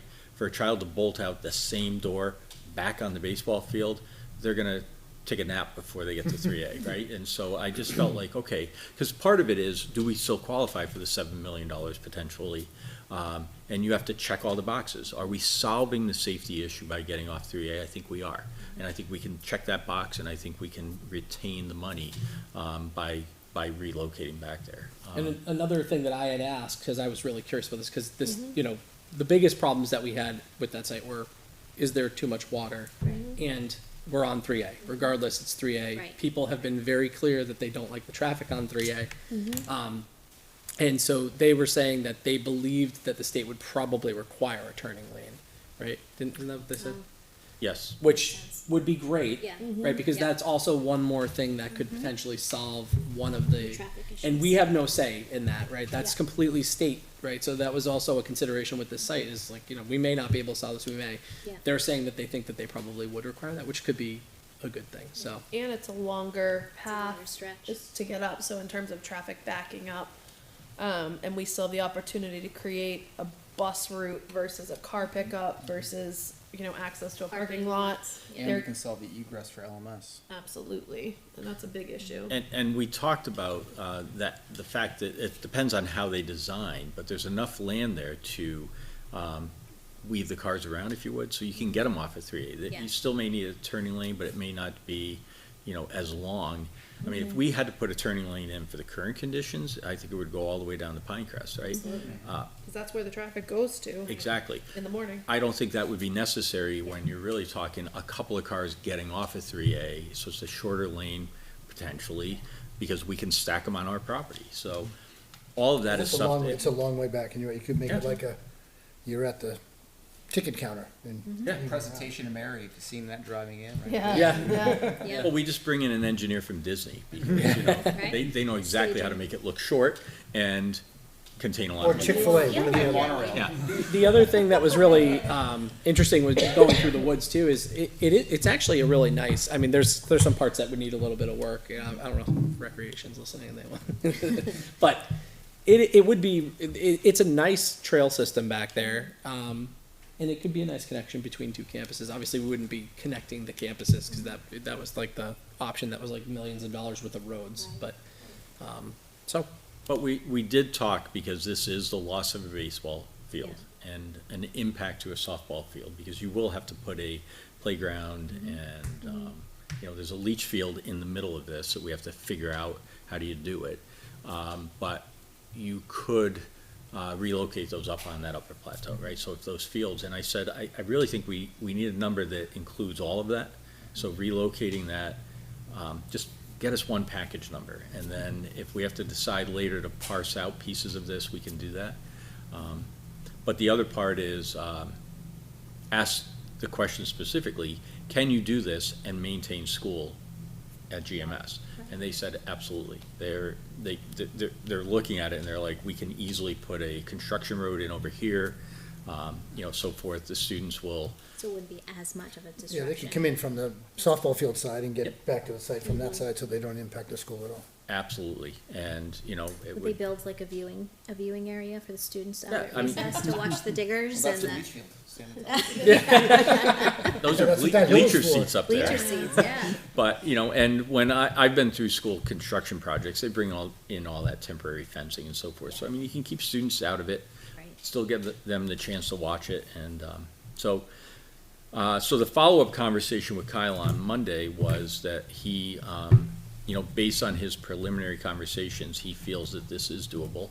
He feels that the price tag that we've all talked about, the, you know, shy of 40 million, is doable. It will involve some choices, depending upon what the community wants. And so he's starting to build a list that, okay, for $350 a square foot, this is the way the construction can look. For $375, for $400, $425. And so it'll give the board and the community some input into, you know, is it a steel frame, steel and concrete building? Is it a wood frame building? You know, all those are questions that can still be answered, but he feels it's all doable on that site. And this opens up the opportunity to have some dialogue, I think, with the town, Yes. regarding the current existing GMS building in terms of the 1930s portion being preserved. I think that's something that I've heard in town is very important. About the possibility of taking down maybe the first and second grade wing, which is the wing that needs the most work and is not workable, but maybe keeping the gym or the cafeteria or some section to be a rec center, if recreation in the town were interested in that. I think there are some options there. Certainly nothing decided, but it does open up that option to work collaboratively with the town, and maybe have a town goal for that. So, you know. We did walk around there. That's the other thing that's worth noting. So when we walked around there, heavy rain was coming off the building. Yeah. And it comes down into collection systems that go off to the side of the property. Yeah. We weren't seeing any water off the side of the property. So it doesn't seem like the drainage, right? When we were looking, it didn't seem like the drainage was really working. And so I think, again, It's really pouring though, it may just be too much for the system at one time. The scupper, which is the pipe that sort of comes down inside the wall and then it dumps out, it was designed to just dump on the ground right outside.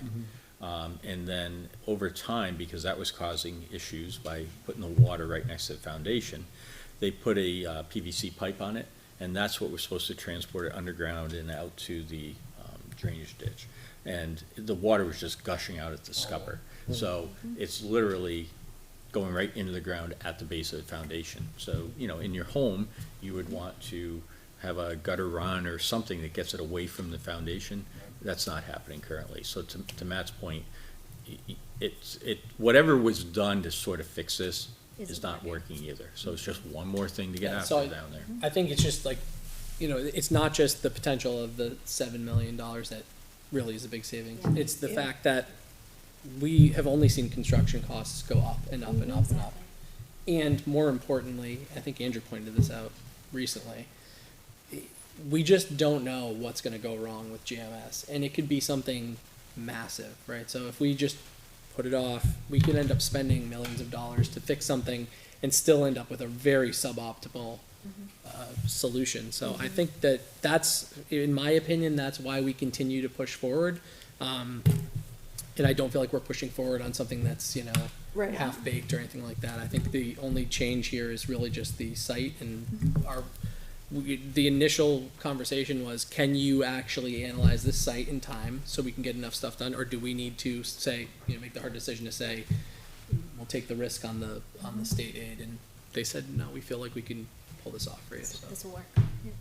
One other, I got a text from Kyle today, and apparently Concord has come out to say that they're not moving forward with anything at this time. So that's kind of hot off the press, because there's been this speculation that if they proceeded, they would not accept the $7 million above us because it wouldn't be enough for them. And so I think by announcing this, they've helped us out, because now we're next in line if they're saying no. There's still the Does that mean Colebrook. there's potentially more money? No, but what it does mean, and I think it's actually a really good thing to reiterate here as well, is if next year they change their mind. No, they will. Next year, when they change their mind, they are in a higher priority than us, so they could swallow up all of the available money. Okay. And when you This is for the factor middle school that, or something, right? Yes. yeah, and when you factor that with the fact that there may not be the same level of state aid next year, there could be $0 for us. So we don't lose if we didn't move forward this year. We don't inherently lose that, but we just can't guarantee that they won't gobble it all up next year, or that there won't be funding at all next year. So that's the big. Manchester is also planning a new building and some heavy renovations, and they'll be applying for state aid, and I think they would qualify above us because of their free and reduced lunch box. So if we waited, I 2 think years, Doug and we did have a really good job of explaining it at capital improvement when we were discussing how the building aid, how it works and what was looked at and where we are. But I think it's important to understand it's not just our ranking, but it's the people above our ranking at number 5 declining or not being able to pass their projects that makes it so that it is incredibly likely, and especially if Concord's not, then very likely that we would get this building aid if we continue to meet all of the requirements. Is that fair to say? It is, and the wild card in it is the number 1 school, Colebrook. And if you remember, Colebrook had a bond vote last year. I mean, they had to get a 60% super majority. They didn't even come close. It failed, like it was a flip-flop vote. They are continuing to do work up there. I read the Colebrook Chronicle every weekend. It's a weekly news. And I can just tell you, they're having community engagement sessions. They brought UNH in to have listening sessions in the community, reading the letters to the editor. I do not see that they're gonna change the outcome that they had last year. Oh, really? No. I thought you were gonna say they're No. They, pulling out all I would think that they would either, based on the feedback they're getting, I don't know why they would even bring something forward.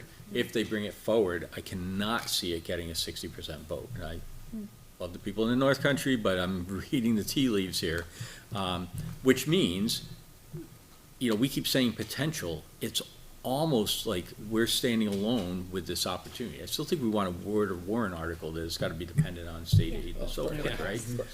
But the likelihood that this money is ours now without an obstacle is getting better by the day, and I think it demonstrates why we need to stay steadfast in getting a project forward, because this could be our shot at it. So what was the cost the last time that a school was put up? I want to say 12 million. Okay, so 12 million. Yeah. 20 years We're, later. we're at 40 million now. And let's just say next year it's another 5 million. So next year it could be 5 million. But to us, that would be an additional 7 million that we lost on this. Like, to me, it's just like, it stinks to pay money for anything, but it's only gonna get worse, so. You know, my concern right now is the timeline. We have a very short timeline between now and March. I think we can do it, but I think we need to be doing what Colebrook's doing. We need to be having these listening sessions. We need to be having these community engagements. We need to be having, and really mobilizing those that are supportive of this and our families. Because I think today's news, it was disappointing to us to have to even say it out loud, and I imagine it's really devastating to particularly our GMS families. But if we can try to put that energy into the next plan, which, again, from the sounds of things, it's early, but it sounds like might be the best plan. It might be what was meant to be. And so I'm still having faith that we're going to get this done. And I hope the rest of the board is too. So what are our next steps? What do we need to do as a board to continue to move this forward? Yeah, so the next two items under this topic are approving the civil engineer. So back on September 6th, we so the Facilities Improvement Committee had RFQs that came in from several firms that were trying to become the civil engineer for the project. We reviewed all those. We had a full day session in the fire station. Actually, it felt like a full day, interviewing the companies, and then we made a recommendation to the Facilities Improvement Committee to hire Keach Nordstrom. And if you remember in the meeting in September, the board hadn't seen the packet. And so Doug's emailed that out to everybody. It's linked here in the agenda. And so our recommendation and the recommendation of that committee was to hire Keach Nordstrom. The updated fee schedule is what we went back to after we walked with Paul Chisholm, who is the This was primary. November or September of last year. No, this was this September. And then Doug and I talked with Paul this week, saying, okay, now you've walked it, were there things you proposed to do on the former piece of land that you feel we don't need to do here? And he was able to shave some things off it. So if you remember, that was a $92,000 fee proposal, and now it's a $74,555 fee proposal, because there were things that he was able to shave off it based upon the fact that you know, it's our land, the boundaries are known. Right. We don't have to walk a piece of property that was laid out in 18-something and figure out exactly where, you know, so we can skip that step, right? Plus, So it's pretty clear already, like there's no forestry on it. So that is their updated fee schedule. And if you look at, and let me just pause for a second. Is there anything on there that you want to ask questions about? No, so I guess I think let's two-step this. So, are there any questions regarding the civil engineer approval or the fee schedule that's been proposed? I'll just say that walking through with him, I made a point to ask him a lot of questions as we were going, and he was incredibly knowledgeable. And then when you combine that, which I know the board's already seen this before, but when you combine that with their experience as a firm and their representative projects, they definitely have the depth of experience. And I think, it's really important to me to see, because I want to, like I said, I want to make sure in 20 or 30 years that we look back and say, this was done well, and we don't have any issues, and we don't need people to come back and put up more tax money to fix something that we. When we met with them, I was on the part of the facilities committee that met with we interviewed all of the different firms that had applied, and, some of the other applicants, there were a lot of question marks, that we had, do you have experience with this? Do you have experience in this? Keach and Nordstrom came forward with a lot of, ideas on studies that we hadn't even put into our request, that they were like, you're gonna need this too, you're gonna need this too, you're gonna need this too. So I felt like they were the most thorough and, had the capacity to take on a job of this scale. So. Are there any other questions then? How long does it take for them to do their thing? So they're ready to get after it as soon as, I'm calling Kyle in the morning with an update on where we land. So if we can say they're officially hired, and then the next item to get to is the overall budget. But if we know what we're working with, we're ready to launch tomorrow, and Kyle's waiting for that call. I'll make a motion to approve Keach and Nordstrom as a civil engineer for the GMS project. I'll second. Any questions or comments? Do we really need the wildlife assessment to clear cut piece of land? So we feel that we do need to do a wildlife assessment for a couple of reasons. If you remember, that property, originally we owned 100 acres, and the back 50 acres, which is now the grassy pond area owned by the state, it's all tied in specifically. I can also tell you, having had previous conversations with members of the Conservation Commission, there have been questions about turtle activity on the land and so forth. So he said, we don't have to do it now, we can do it later. I said, no. I thought he said that they had to do it. They have to do it, but they don't have to do it now. It could become a post-bond thing. Oh, okay. And I said, I think you ought to do it pre-bond, Yeah. because we need the answer so that Conservation Commission members who stand up at annual meeting and say, have you thought about the turtles? We can say we have, and here's what we've learned. Yeah. So my feeling was, let's get it done and have that answer ready to go, and not kick it down the road and say, Yeah. not yet. Okay. I will tell you, the last time I was on that baseball field, I was out there alone, actually. I walked back and I was just sort of looking at it. And all of a sudden a fox came along. I don't know if I've told you the story, but I watched the fox run along the outfield fence. It came right along. It got as close as the TV screen to me, at which point I said, hey! And it jumped and ran off into the woods. So that was too close for comfort, was the other side of this room. But the point being, there's animal activity out there, and I think we ought to know what that is and be able to say, yes, we've considered it. There's deer back there too, lots and lots of deer. So are you, in terms of the motion, are you making a motion, are you including this budget for the? No, I was gonna take that as the second part. But approve Keach and Nordstrom as the civil engineer, and then we can approve the budget. And that includes this 74. It does. That's the civil engineering budget though, so does it make sense to Just do it at the same do time? that as one? Okay. Will we have 'Cause we're not- access to the geotechnical investigations of the land once that's readily available? Absolutely will. All those reports will be public. They'll be shared with the board. I mean, typically, we bring them to facilities, and that's where everything is housed and stored, but we can make sure that, I think you all have access to it anyway. Yeah, I put them on the website, the GMS website, so that everybody who wants to can look through them and ensure we're doing our due diligence. I think that was another area that saved a little bit of money, because we already have test pits that have been dug out there. So they don't have to do quite as many. They'll sort of do where the building footprint, where they imagine it being, just to make sure they know exactly there, but there's data already collected on it, so unlike a virgin site that you have to collect it all. All right, so we have a motion to approve the civil engineer. Do you want to amend your motion to include the approve the civil engineer with the proposed budget? Yes, I will amend my motion to include the proposed budget. The Does fee, your fee schedule. The fee schedule. Does your second concur? It does. Okay. Are there any other questions from the board? And that fee schedule is authorizing $129,255 to be spent? No. No, it's the That's fee the schedule next- for just Keach and Nordstrom. That's the 74, 555. 555. All right, all those in favor of approving Keach Nordstrom, as our civil engineer, with a total fee schedule of $74,555, please say aye. Aye. Aye. Opposed? Abstain? That passes 500. And do you want to walk us through the design Yep, development budget? This is the cost to get to a vote in March of 2024.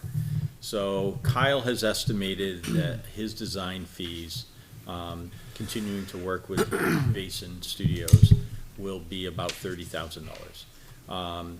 He has to finalize the design to a new site.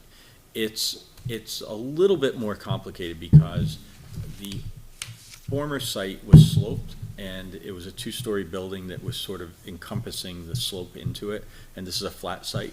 And so he's got to try to figure out how to do that and have it look the way that we want it to look. So there's a little bit of work there. We also are a smidge over on square footage, and we were engaged in work to shave some square footage off, and we need to finish that work now. So there's just a little bit more to do. And then there was a question about some of the sight lines. It sort of expanded out, some things weren't all at 90-degree angles, and we might want to tighten that up and get a little bit more rectangular and square with the design, because it will be less expensive to build if you have that. More So, efficient. and, sorry? And more efficient. And more efficient, yep. So Kyle's looking for $30,000 to get this to that bond vote, but that would include his total fee, attending meeting, explaining things, producing, charts and graphs and so forth. So it's not going to look radically different from what we've been looking at, but it will have a different feel because it is a different site. Civil engineering, you've now hired Keach Nordstrom at the budget of $74,555. Construction management, Bonnet Page and Stone had told us that the pre-construction cost for them was $5,000. That's so they're able to run the numbers, talk about the costs that they're seeing in the industry. They've reported, by the way, that all the increases after COVID have plateaued. So they haven't come down. They've just plateaued for about the last 6 months. So construction costs have sort of hit a ceiling at this point. David Ely, who would continue to be our owner's rep. So remember, he's the one who is making sure that our project requirements are being met. And he asks really good questions every time that we're meeting and offers suggestions to Kyle. His fee would be $7,200 for the pre-bond work, attending meetings, walking the site, doing all that work. We put in $5,000 for public relations. We feel that we need a dollar amount of somebody who's going to help us with that, but we don't have a vendor determined yet. Energy consultants, because there's question about whether, how committed are we to the net zero aspects of the building and producing the EUIs that we want to see. And so we do feel having some energy consultants continue to work on that for us would be important. We put $5,000 in. Bond counsel. So in order to participate, you have to have a bond counsel. We've talked with Gordon Graham, the attorney that we use for our district work, and Gordon has recommended another firm. So they don't have anybody in Sol Leslie Kidder who does bond counsel. We have met with the woman, Jill, who does the bonds for the state. She provided us with a list of bond counsel. Gordon said, I recommend you have a conversation with this attorney because it's somebody that we've worked successfully with. And so on Gordon's recommendation, we have a phone call set up for Monday or Tuesday, I think. And we'll interview that attorney. And it's an attorney with Divine Millimet in Manchester. And then legal, we do think that Sol Leslie Kidder will, continue to have to advise us on other things like developing the warrant and so forth. So we put $2,500 in. We're already paying Soul Leslie Kidder. You've seen those bills. But this is sort of legal specific to the school. So they're gonna have to coordinate with bond counsel and do all of that work. So we put that line in. That brings us to the 129,255. And you can see Doug has told us that the starting balance already in the reserve account is 252,405.79. So if we spend the amount that we're asking for, it would still leave 123,150.79 in that account, which, when we get a successful bond vote in March, we can then immediately authorize the next design step. So it's like, we now have this, we've got a boatload of work to do. And let me pause on the budget, and I want to come back to the bond. I want to talk about the bond specifically with the board in a second, but those are all the figures that we have. Doug, what did I miss with all of that? I don't think you missed anything, so I think That's a first. Do we have any idea how big of a swing we could be looking at for bond counsel? We do not. We thought about putting an email when we reached out to her, but we wanted to meet her in person first, so. That's fair.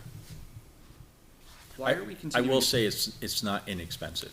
I wouldn't think so. We saw some numbers and we were like, wow, that's a big amount.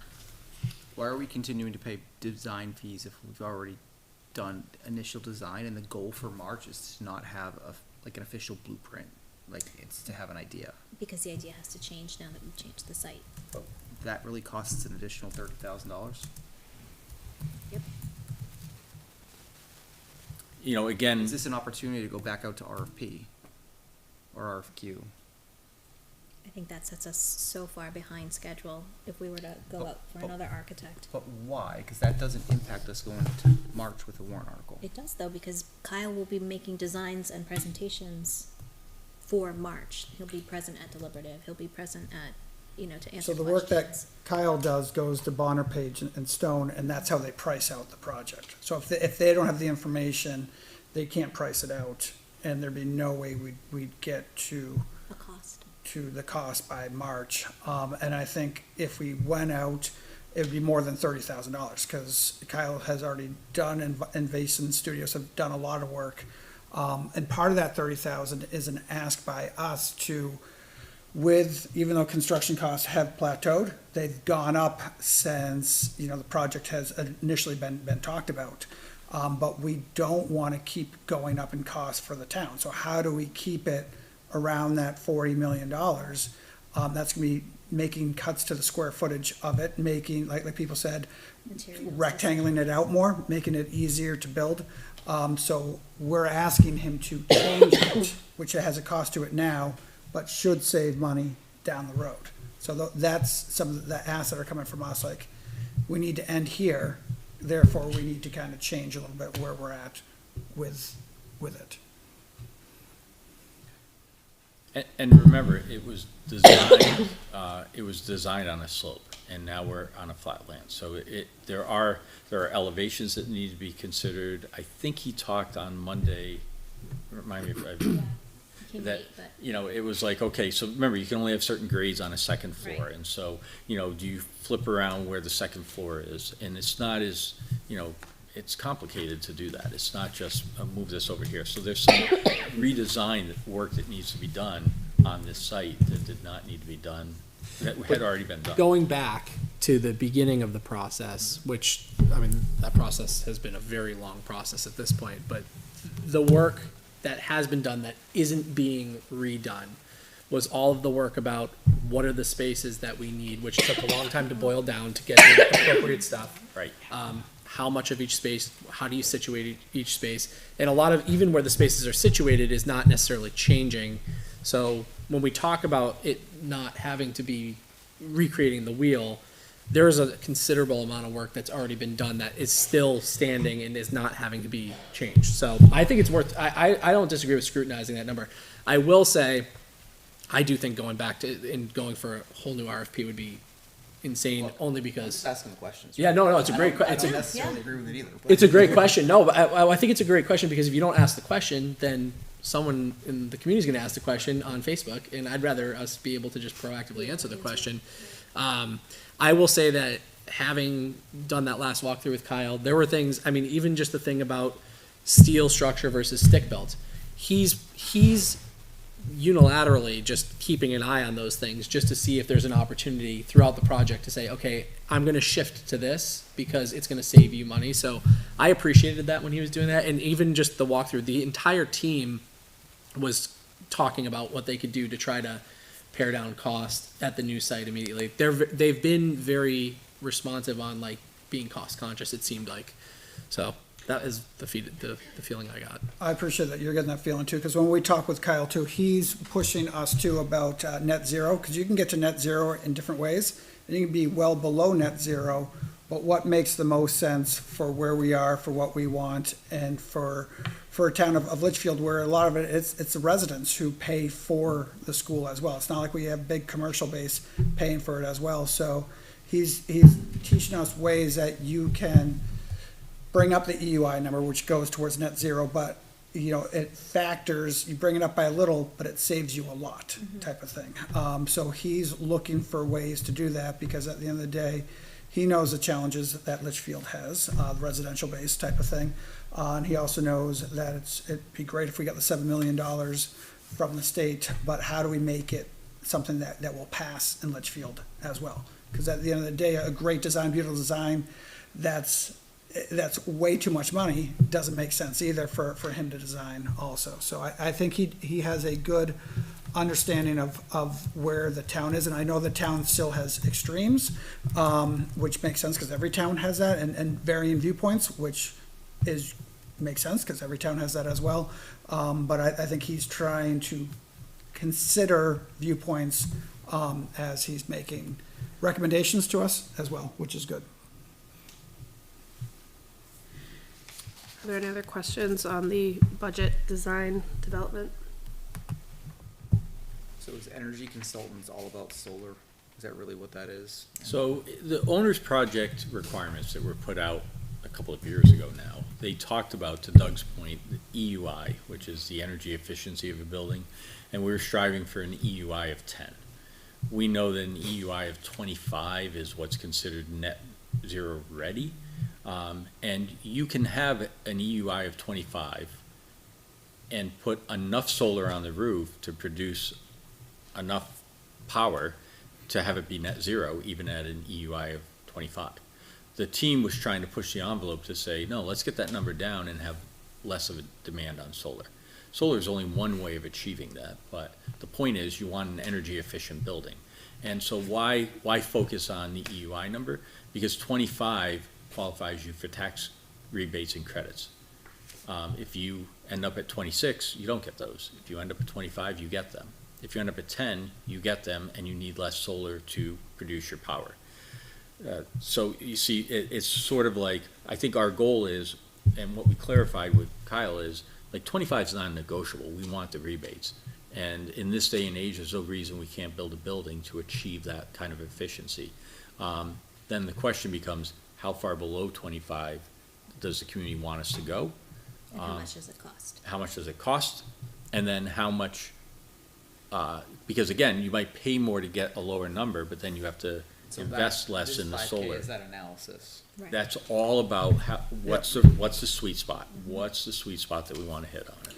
So we believe we're moving away from the 10 EUI, because we believe that's not most cost efficient for the town.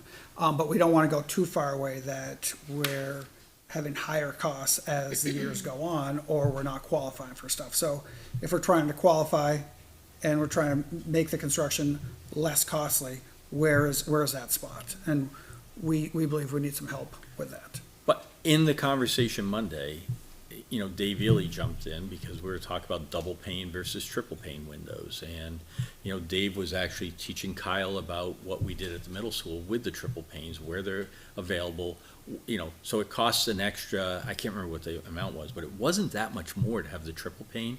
And then what you gain on the EUI side of it is pretty impressive. So, you know, it's, again, these are people in the field who are invested in this kind of energy building, looking out for Litchfield taxpayers. And what's the return on the investment? So you're going to pay a 10% premium on that window, but that window is going to be there 30 years and it's going to save a lot of energy loss. there is a return on that investment, and so we can answer that question. Yeah, I think a lot of people have this like this visceral reaction because it's the perception is this is all about being green and just doing what's right for the environment. And the conversations that I've been a part of are not focused on that at all. It's really focused on can we get cost savings either now or in the future, and where's that balance? And it is very confusing to figure out. Thank God we have these people because I wouldn't even know where to start with that. Yeah, look, I mean, it's a small dollar amount in the overall scheme. I appreciate that, but I'm also questioning, like, well, for LMS, we had energy consultants most certainly as a part of that, and well, the numbers have all eroded because of delays and because now we're powering up 90,000 square foot building on electric heat for over a year. So what value is this energy consultant really, really bringing? I think he answered that because it's the analysis and the sweet spot of where we want to be. I'm hoping to God that in 10 years we'll look back and say, well, it was a little rocky in the beginning, but it was worth it. But I have a certain level of concern for the whole solar thing anyway. I mean, we are almost several months behind that, and we don't know if LMS is going to work on it either. We haven't had a year or 2 years or 5 years of problems at LMS, which we shouldn't be having. So, that was a compressor went down, and so they repaired the compressor. These things happen. People's furnaces go down. I mean, things do happen with it. Sorry? These are all brand new. I understood, and it's all covered by warranty, and the team's coming out and taking care of that work. But having the owner's rep and the energy consultants behind it all is important to study and learn about that thing. Like Dave Ely has been the owner's rep, and he's been pushing for the commissioning agent to come in and not signing off that the job is complete until all of our till we tick that box and everything's all set. So, I think it's important. I think the energy consultant thing is important too, especially considering that GMS is, I think they called it the most inefficient school building in the state. I wouldn't be surprised. Yeah, I mean. So what was the motion? There wasn't one yet. There hasn't been one yet, no. I don't know that we can motion because we don't know the bond council amount. Well, I think we'd come back with a different amount for that. So do a separate motion for that once it's ready. Yeah. I think if the motion tonight is for the 129, so that we can give Kyle and Keach the thumbs up and let our other folks know, we have to figure out who we're using for PR. We have to figure out who are the right energy consultants. Can you give us a ballpark on the bond council? Are we talking 5, 10? We'll be able to give you more of an information after Okay. Monday. We meet Monday. So the application to the bond bank isn't due until April 26th. So there is more time on that than there is on some of this other stuff. You want to talk about the bond for a second, or do you want to act on the Wouldn't we budget? need to know what the interest rate is on the bond before we even put it on the warrant? So if you click the tab at the bottom, it says bond payment. We put out a timeline, and part of what I'm responding to is that at a select board meeting, so Chairman Leary made some comments that were a little bit alarming and got our attention. And I don't know if the board's seen those or has heard of those, but the question became a concern about cash flow with when the bond payments are due, when tax bills go out, cash flow in the town office, which obviously they collect the school taxes, right? So when will the cash be available to us? Will it result in, a need to take out like tax anticipation notes or borrow money to pay for the money? And to me, the most disturbing comment was, and I'm afraid the teachers won't even get paid because we won't be able to make all of this work. So I just want to start by saying completely irresponsible to talk about payroll because we're going to pay our teachers. That's not going to be an issue, okay? So just to be really clear about that. And we had a meeting and we sat down and we said, let's go through exactly how this is going to work. So if you look, on March 12th of 2024, we get a positive bond vote, and we know that we have thumbs up to proceed ahead. We have to apply for the bond no later than April 26th. Same deadline that all towns face. The application is something that Doug has already reached out. We've already had the meeting with the municipal bond bank forming a relationship, asking questions and so forth. So getting the application done and completed by the 26th, you feel is quite doable and achievable. The bond sale will actually occur on July the 10th. That's the date that the state already has published as to when they do the bond sale. They're making a prediction about a number that we should use for what that rate would be. And you have a number now from them, or is it? Well, the July 2023 bond sale was 4.09, so they're using 4.75 to be conservative. But that's just when I email up and I say, hey, what would this be for payment if we bonded this amount?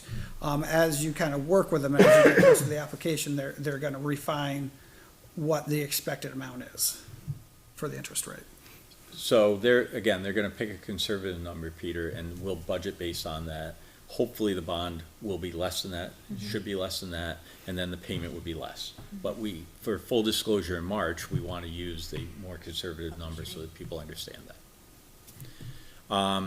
So on April 7th, when the bond sale has gone through, then those bond funds are deposited into our account. So the full. August 7th? August, the other A. So $33 million goes into our bank account on August 7th. They give us the full amount. That's what we bonded, right? So now it's sitting there and we have it available to us. On December 1st, the tax bills are due, and the bond payment is included in that calculation because we passed the bond in March. It's on the DOE 25 forms. It's all part of what we're doing. So when those tax bills go out in Litchfield, it includes the fact that we have to make that bond payment. So we're ahead of even making a payment at that point. And by the way, we have $33 million sitting in the bank. We don't have to take out a tax anticipation note. We can use the bond to pay the bond. And then when the taxes come in to offset that, we're able to then continue to pay for the project. So it's a non-issue about cash flow from our side because we clearly asked the question, can you use the bond money to pay for the bond? The answer was yes, you can. That's how you avoid TANs, tax anticipation notes. In February of 25, the interest payment on it will be due. So that's interest only at that point. But again, taxes will have already come in. Cash flow will be okay. In June, you'll get your second tax bill based upon that new rate has already been factored in. And then in August, we make our first full payment, which is interest and principal. And again, we've had 2 tax bills using the new calculated rate, and we've dipped deeper into the $33 million by then in terms of design and construction and so forth, but we haven't emptied it. There's still a good portion if we need to. After the June 1st, so July 1st, the second tax bills would come in, right? That's the June one. I put June 1st. Second tax bill after, oh yeah, okay.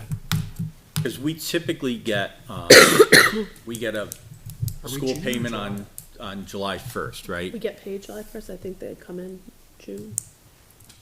They're due July 1st. But meaning the money will be there by July 1st.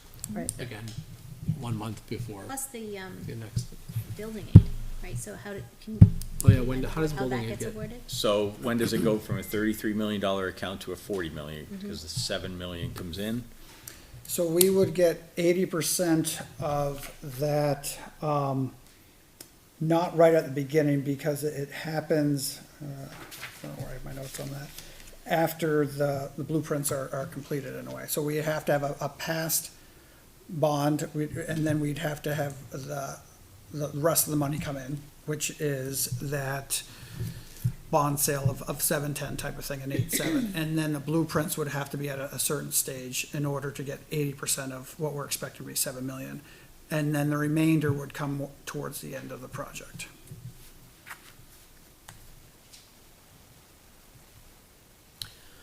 All right. Are there any other questions on bond payment or the budget? You can see why we need a bond counsel, right? So this is what we've had conversation about, but we need somebody with all the legal background to be looking at that paperwork and timelines and so forth. So I'll make a motion to approve the budget for design development at $129,255 at the current time. I think you should amend that to make it clear that bond council's not, because it's listed on here as TBD. Like, we're, Okay, not including bond council, which will be addressed at a separate date. You need to amend it, you didn't have a second. Yeah, I didn't have a second, yeah, so I could keep talking. Can I second it now? Now you can. All right, I second it. Okay. Are there any other questions, comments? Seeing none, all those in favor, please say aye. Aye. Aye. Opposed, abstained, that passes 500. And off we roll. Moving into new business, we are here tonight with 3 policies for a second read. I'll make a motion to approve policy KAIJO, IHBI, and IMAH for a second reading. I'll second. Are there any questions? Well, it's not for a second reading, this is the final, right? The second read is final. Right. It's just called the second reading. Questions? Comments? Seeing none, all those in favor of approving the 3 policies listed, please say aye. Aye. Opposed? Abstain? The policies pass 500. And it looks like we'll have approximately 5 more for you for a first read at the next meeting. Will those include the objections to objectionable material and the parent That opt-out is, yes, policy? that was one of the Yeah, conversations. so, I don't think we've discussed that publicly, right? Because that, No. yeah, so, a recent legislative update by Representative Bohm, he had Commissioner Edelblut on the show. And he brought to the commissioner's attention that policy IGE and IJL, I think was the other one, which his feeling was that they were not compliant with the updated law relative to the teaching of human sexuality. We do have the language, it's just in a different spot. And so, you know, it's, what the committee has elected to do is to add language in, because we were like, well, I guess we can have it in 2 spots, it's fine. But, you know, the commissioner really did a masterful job of pointing out to Representative Bohm, you know, if you have concerns about this, email your school board or call your superintendent and have the dialogue. You know, so again, that language does exist. I know that we have teachers who are teaching human sexuality using the new definition, by the way. The department, because the statute doesn't give a definition of what that means. The department came out with a TA back in early September, which had a very broad definition of human sexuality that we, again, are very confident that we're meeting that requirement. I know that there are, and Representative Bohm's point was, it's not just health class that this is taught in. There are psychology classes that are getting into aspects of human sexuality. When you take a broader definition that includes gender identity, you know, that would be in a psychology class and so forth. So, so I feel that we have been sending the proper parent notification home. We're keeping our parents apprised of it all. And again, the commissioner redirected back to the local board and to the school administration to make sure that we're meeting the law requirements. So really, the policy is I think it's a bow tie on it. I think we're just sort of saying, yep, it's here, and we're doing it, and we're in good shape. So thank you for that reminder. Yep. And I think anybody in the public who has concerns should reach out to board members, should reach out to administrators, reach out to principals, because we are certainly aware of the law and are meeting the law. Yeah, and he did email the school board He did, after that. after that interview came out. All right, moving into school board comments. Are there any school board comments from our members tonight? I think everybody's talked out. We have met, what, 5 times in the last 2 weeks, so. Seeing no school board comments, the manifest has 3 signatures. Were there any questions on the manifest from any board members? Hearing none, we'll move into our second community input of the night. We open the floor and welcome any community input regarding any issues. It does not have to be on the agenda items that are related to the district, its policies and its operations. And I will go ahead and close public input and thank you for your input. And that'll do it for tonight. I'm going to go ahead and read our non-public session disclaimer, and then we can entertain a motion for that. Non-public session we would be going into for under RSA 91-A:3, the dismissal, promotion, or compensation of any public employee or the disciplining of such employee or investigation of any charges against him unless the employee affected, 1, has a right to a meeting, and 2, request the meeting be open, in which case the request shall be granted. B, the hiring of any person as a public employee. C, matters which, if discussed in public, would likely adversely affect the reputation of any person other than a member of the body or agency itself, unless such person requests an open meeting. And then D through I or C citation for tonight. He stepped out, but my understanding is we will be discussing C, matters which, if discussed in public, would adversely affect the reputation. I don't believe there are any under A or B that I'm aware of. I'll make a motion to go into non-public. Second. Motion and a second. All in favor, please say aye. Aye. Opposed, abstained. Thanks very much for tuning in. As always, please send any community input, whether it be through correspondence or whether you come visit us at our next meeting on December 6th. We obviously have big things happening. Things are moving and changing, and we want the town's input on those things. So please send us your feedback. Have a great night, everyone. Thank you. Thank you.